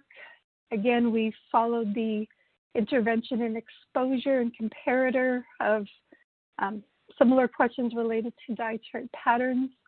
The population was women during pregnancy, healthy, or at risk for chronic disease. We defined gestational weight gain as the change in maternal body weight from baseline, which could be before or during pregnancy, depending on the study, to a later time point during pregnancy and or right before delivery. Weight gain was also assessed in relationship to weight gain recommendations based on pre-pregnancy BMI. And again, the population was women during pregnancy. And our key confounders are summarized below, and those are fairly consistent with actually this should have been updated. This key confounder is not, we know this was not correct. So I'm sorry that didn't get posted. The key confounders that we have are age, race, ethnicity, socioeconomic status, physical activity, pre-pregnancy BMI, smoking, history or diagnosis of gestational diabetes, or gestational hypertension and parity. And those will be corrected on the final slides that will be posted. Again, I apologize for that. This shows the flow diagram for the literature search and the screening results. I will note that we did a combined search for the impact of dietary patterns consumed during pregnancy and lactation on both gestational weight gain and postpartum weight loss, which I will present next. For gestational weight gain, we started with a little over 11,000 articles and ended up with 25 that met our inclusion criteria. Of those, 4 were RCTs, and there were 9 prospective cohort studies, which contributed 21 total articles. This slide gives an overview of the evidence, and as you can see, there was a wide range in the numbers of participants per study, from a low of 35 to a little over 66,000. Studies were conducted across the world, including 8 in the U.S. Most of the participants were between the ages of 18 and 45. The majority were white, or the race ethnicity was not reported, and most were mid to high socioeconomic status. There was also a lot of different ways that dietary patterns were assessed based on indices or scores, factor analysis, or principal component analysis, interventions with experimental diets, reduced rank regression, and macronutrient proportions. And I will note that because of when this search was done, we did include macronutrient proportions rather than just looking at other sort of known dietary patterns or reported dietary patterns. We, as noted, there were several different ways that gestational weight gain was reported. So adequacy, total weight gestational weight gain, the rate of gestational weight gain for a specified time period or trimester. So as you can see, it's a very complicated data set. There were 3, so this is a summary of the data for the RCTs. 3 RCTs assessed the effect of the Mediterranean diet. 2 of the 3 showed that the intervention group had a significantly lower gestational weight gain compared to the control group. The 3rd RCT showed that women assigned to a Mediterranean diet with extra virgin olive oil tended to have lower weight gain until the 2nd trimester, but not for the full duration of the pregnancy, not total gestational weight gain. Some of the limitations were researchers were not blinded. In some cases, the outcome assessment methods were unclear, deviations from intended interventions, no pre-registration data analysis plan, and limited consistency, directness, precision, and generalizability. For the prospective cohort studies, 13 of 19 showed an association between maternal dietary patterns and gestational weight gain. We categorized the results in several different ways. Greater adherence to a dietary pattern identified as beneficial by the study was associated with lower gestational weight gain for 6 studies. Greater adherence to a dietary pattern identified as detrimental by the study was associated with a higher gestational weight gain. The 3rd, greater adherence to a beneficial dietary pattern, which could include DASH or DASH Omni or Mediterranean diet or healthy eating index, was associated with a higher gestational weight gain. And the last, the greater adherence to dietary patterns arrived by reduced rank regression, was associated with higher gestational weight gain. Again, these were prospective cohort studies. We identified a number of limitations in these studies. Therefore, our draft conclusion statement for this body of evidence is that limited evidence suggests that certain dietary patterns during pregnancy are associated with a lower risk of excessive gestational weight gain during pregnancy. These patterns are higher in vegetables, fruits, nuts, legumes, and fish, lower in added sugar and red and processed meats. We also wanted to note that there were, we also looked at whole grains and dairy, but the results were mixed, and we removed that from our conclusion statement. And overall, we graded this as limited. I want to note that not all of these foods were part of the same patterns. This was generally a conclusion of foods that were commonly found in patterns that were associated with lower gestational weight gain. So the next question that we addressed was, what was the relationship between dietary patterns consumed during lactation and postpartum weight loss? Again, our analytical framework, similar intervention comparators, our population, and for both the intervention and the endpoints are now women during lactation. Again, we looked at change in weight from baseline postpartum to a later time during the postpartum period. And we also looked at postpartum weight retention if gestational weight gain is controlled for. So this is the key confounders for this search. So we looked also, keeping in mind pre-pregnancy BMI and gestational weight gain, and breastfeeding practices, both duration and exclusivity. Again, as I noted, this was a combined search, and we only found one paper that addressed the question of what is the relationship between dietary patterns consumed during lactation and postpartum weight loss. This was a randomized controlled trial. The study was conducted in the U.S. with 129 participants. They were all lactating, mean age of 30. Okay, somebody needs to mute themselves who's coughing. They were predominantly non-Hispanic, white, and well-educated. The interventions was a Mediterranean diet versus the USDA My Pyramid diet. It was initiated at around 17 and a half weeks postpartum, and the duration was 4 months.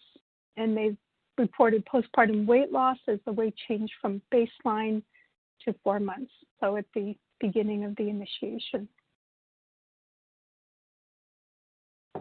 So the summary of this evidence, basically there were no statistically significant differences in postpartum weight loss between the two groups. So the group on the Mediterranean style diet versus the My Pyramid diet, some notable limitations, obviously lack of blinding of participants and investigators. There was a relatively high attrition rate. There were some issues with implementing the intervention and concerns about adherence. Therefore, we concluded that there currently is insufficient evidence available to determine the relationship between dietary patterns consumed during pregnancy and lactation and postpartum weight loss, and we did not assign a grade.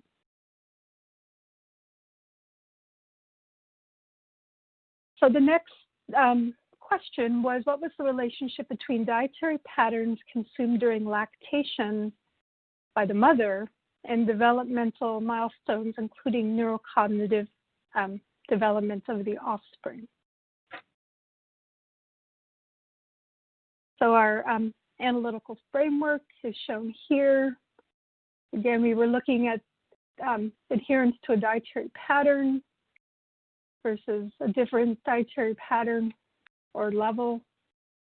The outcomes were consistent with what we have used in previous searches, looking at developmental outcomes. So these included milestones of achievement in cognitive, language, motor, movement, physical, socio-emotional. But we also assessed whether studies that reported academic performance, ADD, ADHD, anxiety, depression, or autism. So the population was birth through 2 to 18 years of age. Again, some of the standard key confounders.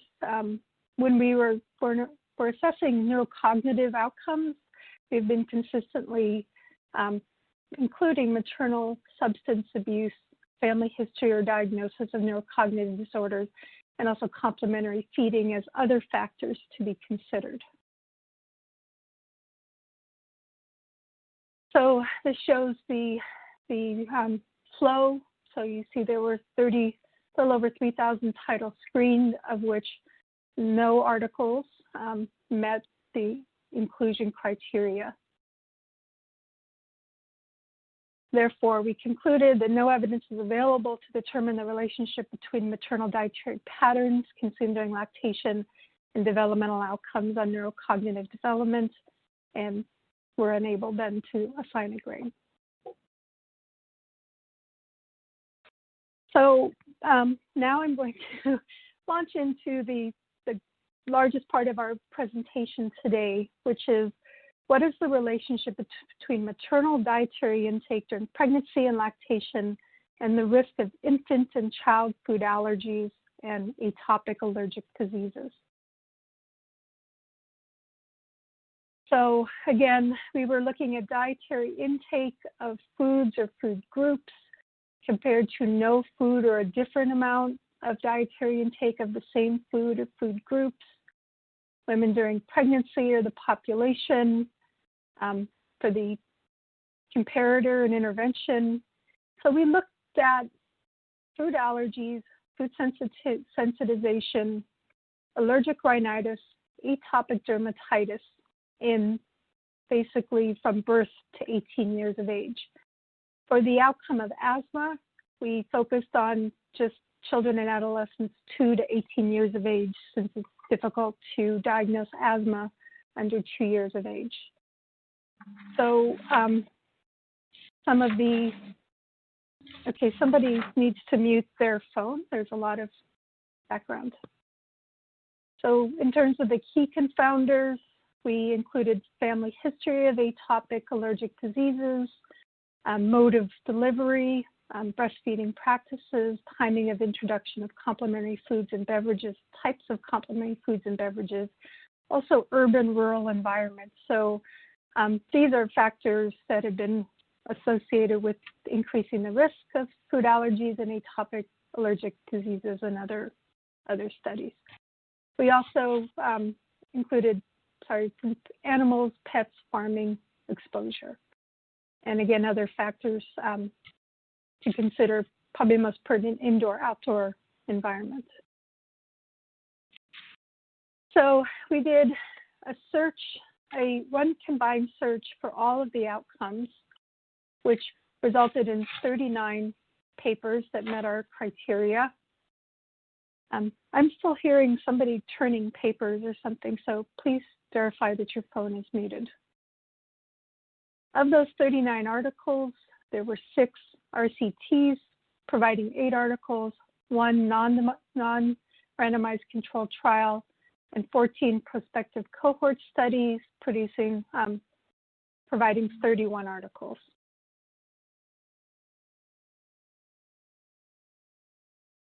So this is a description of the evidence overall. The studies range from 62 to nearly 62,000. They were conducted across the world, Japan, UK, the US, Denmark, etc. The maternal mothers' average age was approximately 30 years of age, majority white and or race ethnicity not reported, mid to high socioeconomic status. So the various interventions were food or beverage consumption levels, predominantly from the prospective cohorts, avoidance, diets, or dietary pattern adherence. These are the outcomes, and we reviewed the evidence for each of these outcomes separately, and therefore have a number of statements in our draft conclusions that we reviewed and graded. So I will be going through each of these separately. So the next few slides will review the evidence for atopic dermatitis. So we've divided this up by pregnancy and lactation, or lactation alone as the period of time for the maternal diet. And then within that, we've separated it out by categories. So the first category showed that there was no association found between consumption or restriction and the risk of atopic dermatitis or eczema. So this was observed for cow milk products in 6 of 7 studies, egg in all 4 studies, peanut, both studies, soybean, and dietary patterns. We also found some studies which reported a higher consumption of a food was associated with a reduced risk of atopic dermatitis. And this was, again, you can see not quite as consistent as this category, but we observed that for studies investigating yogurt, fish, wheat, vegetables, and fruit. And finally, there was one study showing that higher consumption was associated with increased risk. And this was shown for 1 of 4 prospective cohorts for meat. For pregnancy and for exposures during pregnancy and lactation, there was no relationship between restriction of cow's milk products and eggs and the risk of atopic dermatitis. For 1 non-randomized controlled trial, and 2 RCT showed that restriction of cow milk products reduced the risk of atopic dermatitis and eczema. And there was one RCT looking at this intake restriction during lactation alone, and it found that for cow milk products, restriction reduced the risk of atopic dermatitis and eczema. So now I'm going to go through a number of draft conclusion statements and grades for relationships between various foods or food products and atopic dermatitis. So moderate evidence suggests that lower or restricted consumption of cow milk products during pregnancy does not reduce the risk of atopic dermatitis in the offspring, and we graded this as moderate. We felt there was insufficient evidence available to determine the relationship between restricted consumption of cow's milk products during both pregnancy and lactation or lactation alone on the risk of atopic dermatitis and eczema, mainly due to the low numbers of studies, and so grade not assignable. Next, for egg, our draft conclusion is that moderate evidence suggests that lower or restricted consumption of egg during pregnancy or during both pregnancy and lactation does not reduce the risk of atopic dermatitis and eczema in the offspring. So moderate grade. For fish, limited evidence suggests that maternal fish consumption during pregnancy does not increase the risk of atopic dermatitis in the offspring. Limited grade. For tree nuts and seeds, there was no evidence available to determine the relationship between maternal tree nut and seed consumption during pregnancy and the risk of atopic dermatitis eczema in the offspring. So grade not assignable. In terms of dietary patterns, there's limited evidence suggesting that dietary patterns during pregnancy are not associated with the risk of atopic dermatitis and eczema. And there were 6 studies in this, and none of them showed a relationship. But again, there were concerns about the quality of the studies, which resulted in a limited conclusion and grade. So this is basically a conclusion statement that's summarizing a number of foods. So insufficient evidence is available to determine the relationship between maternal consumption of peanuts, soybeans, wheat and cereal, meat, vegetables, fruit, yogurt, and probiotic milk products during pregnancy and the risk of atopic dermatitis and eczema, a grade not assignable. This is during lactation. So we found no evidence was available to determine the relationship between eggs, fish, peanuts, tree nuts and seeds, soybeans, wheat, cereal, meat, vegetables, fruit, dietary patterns, yogurt, and probiotic milk products during lactation, and the risk of atopic dermatitis, grade not assignable. So now we're turning to the next outcome, which is food allergy. And let me just look at my notes. Unfortunately, we don't get to see our notes when we're doing this. So for food allergy, we had a total of 7 studies that met our inclusion criteria. They were conducted either during pregnancy or pregnancy and lactation. There were no studies conducted during lactation alone. So for pregnancy, there was no association between the consumption and risk of food allergies for cow milk products, egg, soy, and wheat. Higher consumption of peanut was associated with a reduced risk of food allergy. And again, no association between restriction of cow milk products and risk of food allergy in the offspring. So our draft conclusion statements for maternal soybean consumption and food allergy, limited evidence suggests no relationship between maternal soybean consumption during pregnancy and the risk of food allergy with a grade of limited. For cow milk products, there's insufficient evidence is available to determine the relationship between lower or restricted consumption of cow milk during pregnancy alone or during both pregnancy and lactation and the risk of food allergy. So grade not assignable.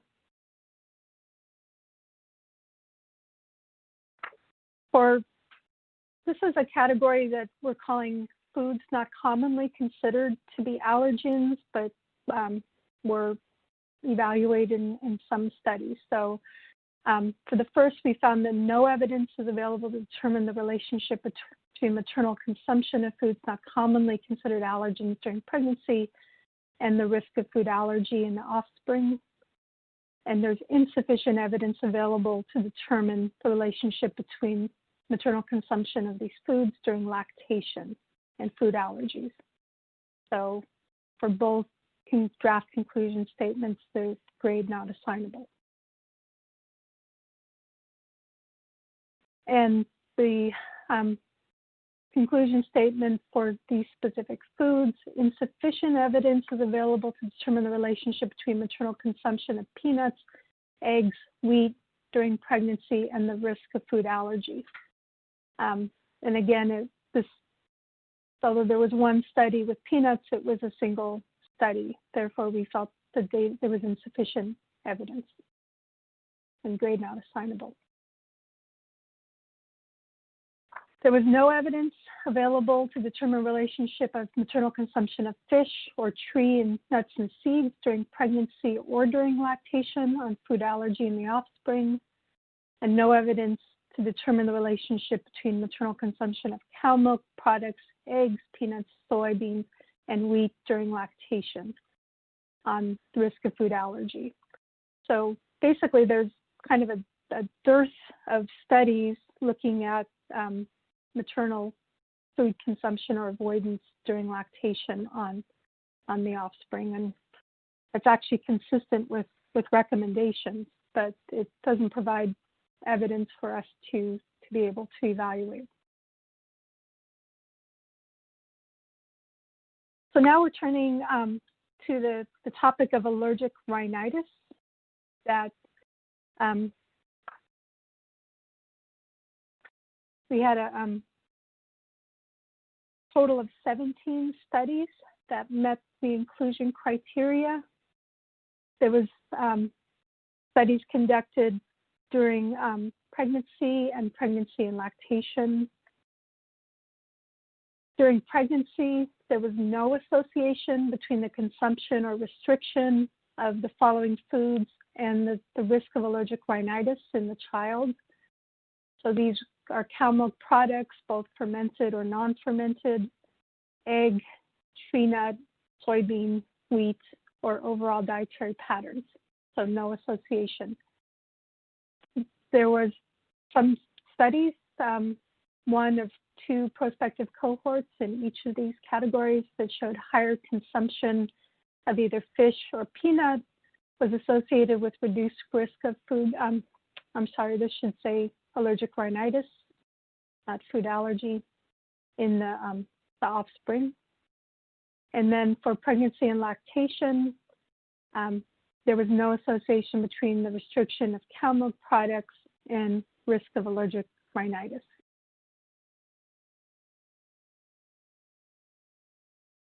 So the draft conclusion statement for cow milk products and allergic rhinitis is that there's insufficient evidence available to determine the relationship between consumption of cow's milk products, fermented or non-fermented, during pregnancy alone or during both pregnancy and lactation, on the risk of allergic rhinitis.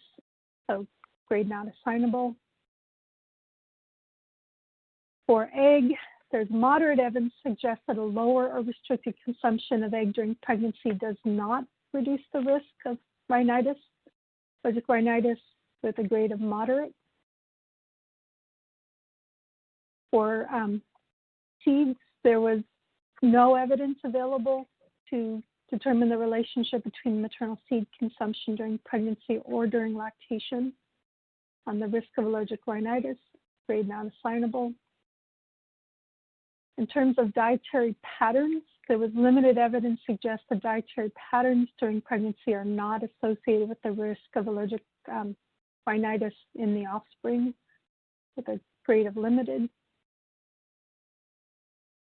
And this is a statement that encompasses a number of foods where there was insufficient evidence to determine the relationship between maternal consumption of fish, peanuts, tree nuts, soybeans, wheat, and foods not commonly considered to be allergens during pregnancy and the risk of allergic rhinitis.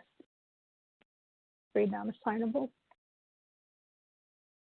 And for lactation, again, no evidence was available to determine the relationship between maternal consumption of these foods as well as dietary patterns during lactation and the risk of allergic rhinitis in the offspring.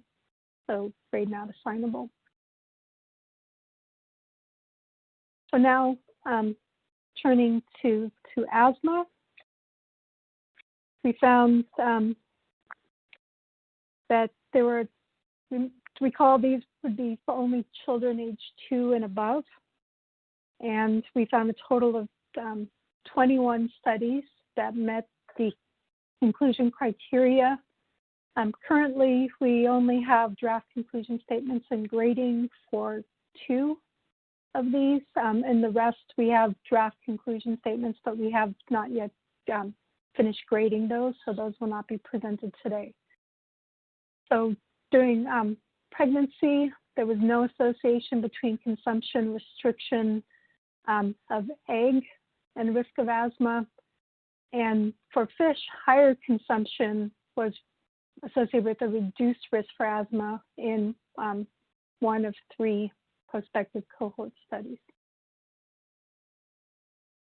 So the draft conclusion statements, limited evidence suggests no relationship with maternal consumption of egg during pregnancy and the risk of asthma in the offspring, the grade of limited, and no evidence is available to determine the relationship between maternal egg consumption during lactation and the risk of asthma in the offspring, grade not assignable.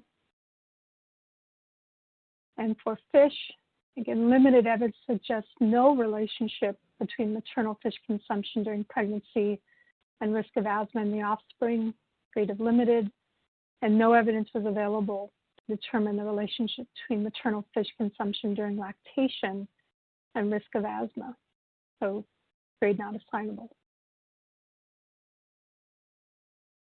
So that summarizes all of where we are to date with looking at the relationship between maternal dietary consumption during pregnancy and or lactation on these allergy and atopic outcomes in the offspring. So the last question that I'm going to be presenting today, which I'll just be presenting the evidence. We are in the process of drafting the conclusion statements. but this question was related, was what is the relationship between omega-3 fatty acids from supplements and or fortified foods consumed before and during pregnancy and lactation and neurodevelopmental milestones, including neurocognitive development in the offspring. And I will note that when the subcommittee met in Houston, we discussed this, and we decided to focus our efforts and our search on looking at omega-3 fatty acids from supplements, because the Fats and Seafood Committee had evaluated the effect of omega-3s from fish, from the diet, on these outcomes in the infants. So, and we also felt that there's a larger body of evidence with supplements, and that the risk for overconsumption of omega-3 fatty acids were more likely from supplements. So this shows the analytical framework. So again, we're looking at exposure to omega-3 fatty acids from dietary supplements, which could include multi-nutrient supplements. And then the comparator was a different level of supplements. So here we looked at women who could be consuming this before pregnancy, but also during pregnancy and or during lactation. They could be healthy or at risk for chronic disease. And again, our outcomes were the same as we've used previously for developmental milestones and neurocognitive development. And we looked from birth to 18 years of age. So some of the key factors included, as confounders, we included fish and other seafood consumption, breastfeeding practices, gestational age, child sex parity, et cetera. We put under other factors to consider maternal substance use, family history or diagnosis of neurocognitive disorders, and complementary feeding. This shows the flow chart. So the initial title screen were up nearly 1,400. We ended up with 34 articles that met the inclusion criteria. So these 34 articles came from 14 randomized controlled trials, which produced 33 of the articles and one prospective cohort. Therefore, we feel that this is actually a fairly strong data set because it's predominantly including RCTs. So of these articles, many were conducted in Australia, but also the US, Mexico, Denmark, Norway, Germany, Hungary, Spain, the Netherlands, Canada, and Iran. The RCTs considered an omega-3 supplement versus placebo. The prospective cohort study, the average supplemental omega-3 dose was 100 milligrams per day. There was various timing of the interventions during pregnancy, the 8 RCTs, the one prospective cohort during lactation or during pregnancy and lactation. And so, we are just evaluating this evidence. Our goal is to complete this within the next week, but there's quite a bit of evidence here for us to evaluate, grade, and produce draft conclusion statements. We also have a number of outcomes, so cognitive, visual, language, motor, socio-emotional, ADHD, and ASD. So our next step to finish off our charge for this committee is we need to still grade the remaining draft conclusion statements on maternal diet and asthma. I mentioned we've only done egg and fish right now, and to draft the conclusion statements and grade the evidence for omega-3 supplementation during lactation and pregnancy and lactation and neurocognitive development. And I think that was my last slide. So again, really thanking the the subcommittee members for all of their hard work, and particularly the support staff. The time between our meeting in Houston and this meeting was exceedingly short, and there was, as you can see, a lot of evidence for us to get through. So I'm very thankful for everybody putting in long days and pulling this evidence together. So I'm happy to take questions.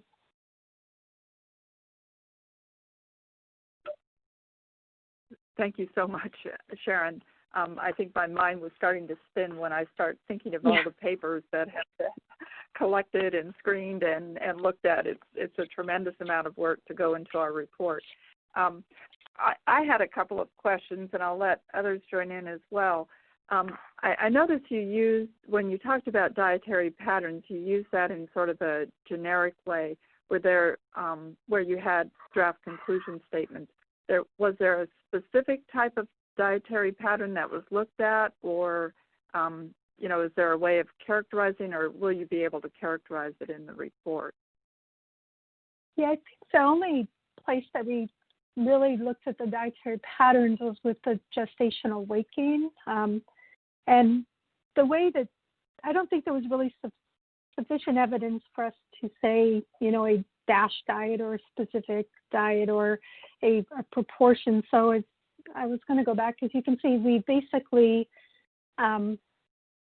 made a general statement at this point about the dietary patterns or patterns of consumption that focus on these, let me see, it should be very close to here, higher in vegetables, fruits, nuts, legumes, and fish.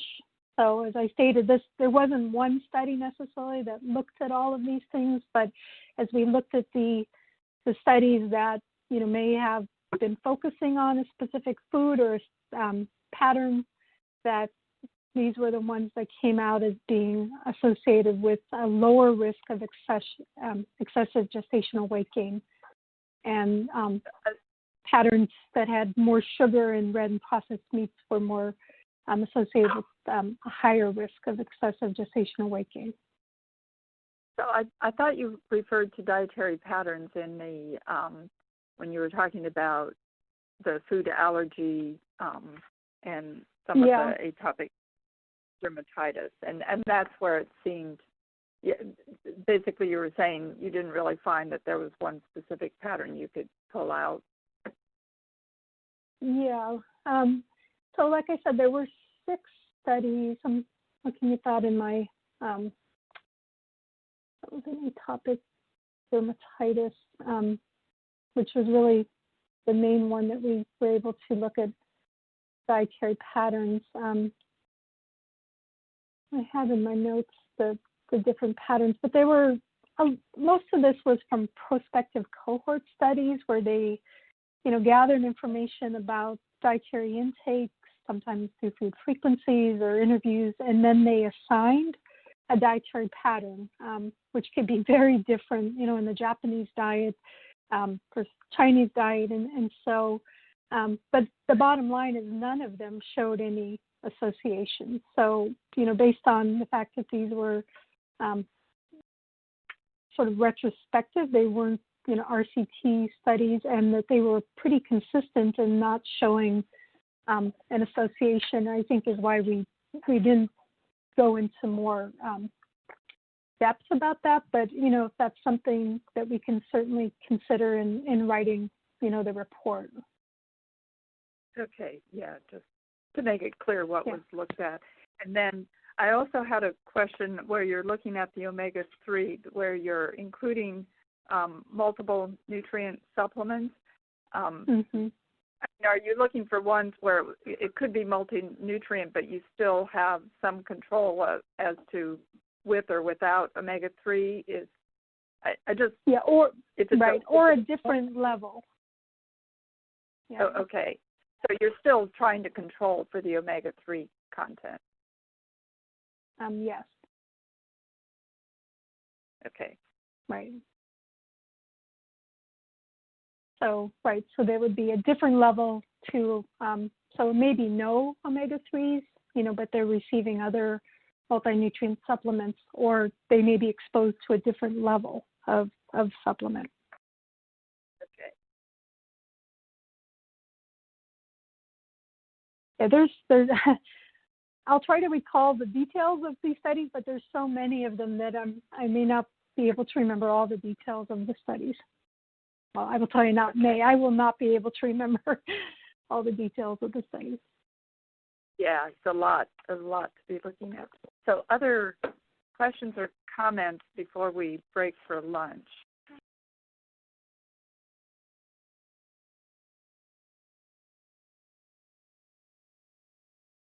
This is Rick. I just ask a general question. I'm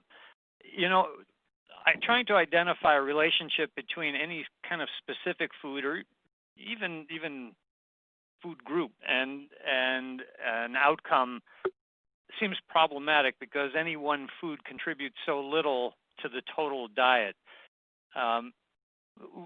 What is your sense of just that approach to trying to answer questions here?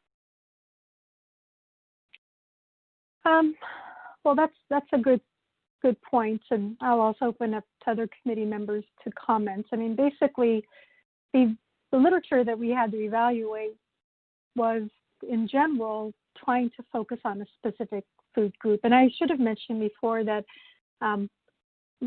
most of the RCTs were also conducted in higher risk groups, and so we will, be incorporating that into the report. So a lot of the RCTs may have been a family where there was a sibling or a parent with, that had a history of atopic diseases, and so that's why they were specifically going in and intervening with the avoidance of a food. So, I think I get your point, but I think the mechanism here with the allergies is not that, eggs are only providing, 2% of our calories, as much as for somebody who's sensitive, even a very small exposure could be important. So, again, we had the evidence that we had, which in many cases were, looking at specific RCTs where they were avoiding that food for the specific purpose of trying to reduce the risk of that offspring developing it, or they were, in a prospective cohort looking at the relationship between that child getting a cow milk allergy and their overall food intake. So did that kind of answer your question? Yeah, I think good point that in this instance where it may be very small exposures can have more marked effects, makes this different from other outcomes where it's more a factor of quantity consumed that may be playing a role. Yeah, well, right. I get it. Yep.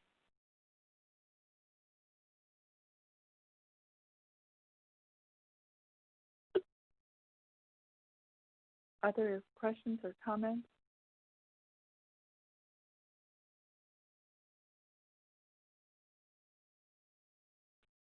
So at this point, we can go to our break that we have scheduled for lunch. Sorry, it's lunch East Coast time. What can I say? Hey, I lived in California for many years. I know what happens. And I would remind you that for the afternoon, you will have a different login, and that's true for people both signing into the webinar as well as our committee members. Yeah. And so be sure you're using that Thursday PM or Thursday afternoon login when we come back. And we will reconvene at 1 p.m. So that's when we're scheduled to start again. And we'll, I guess, virtually see all of you at that point. Okay. Thank you. Thank you. Thank you. All right. See you later. Have a good lunch. Bye. Bye. Breakfast.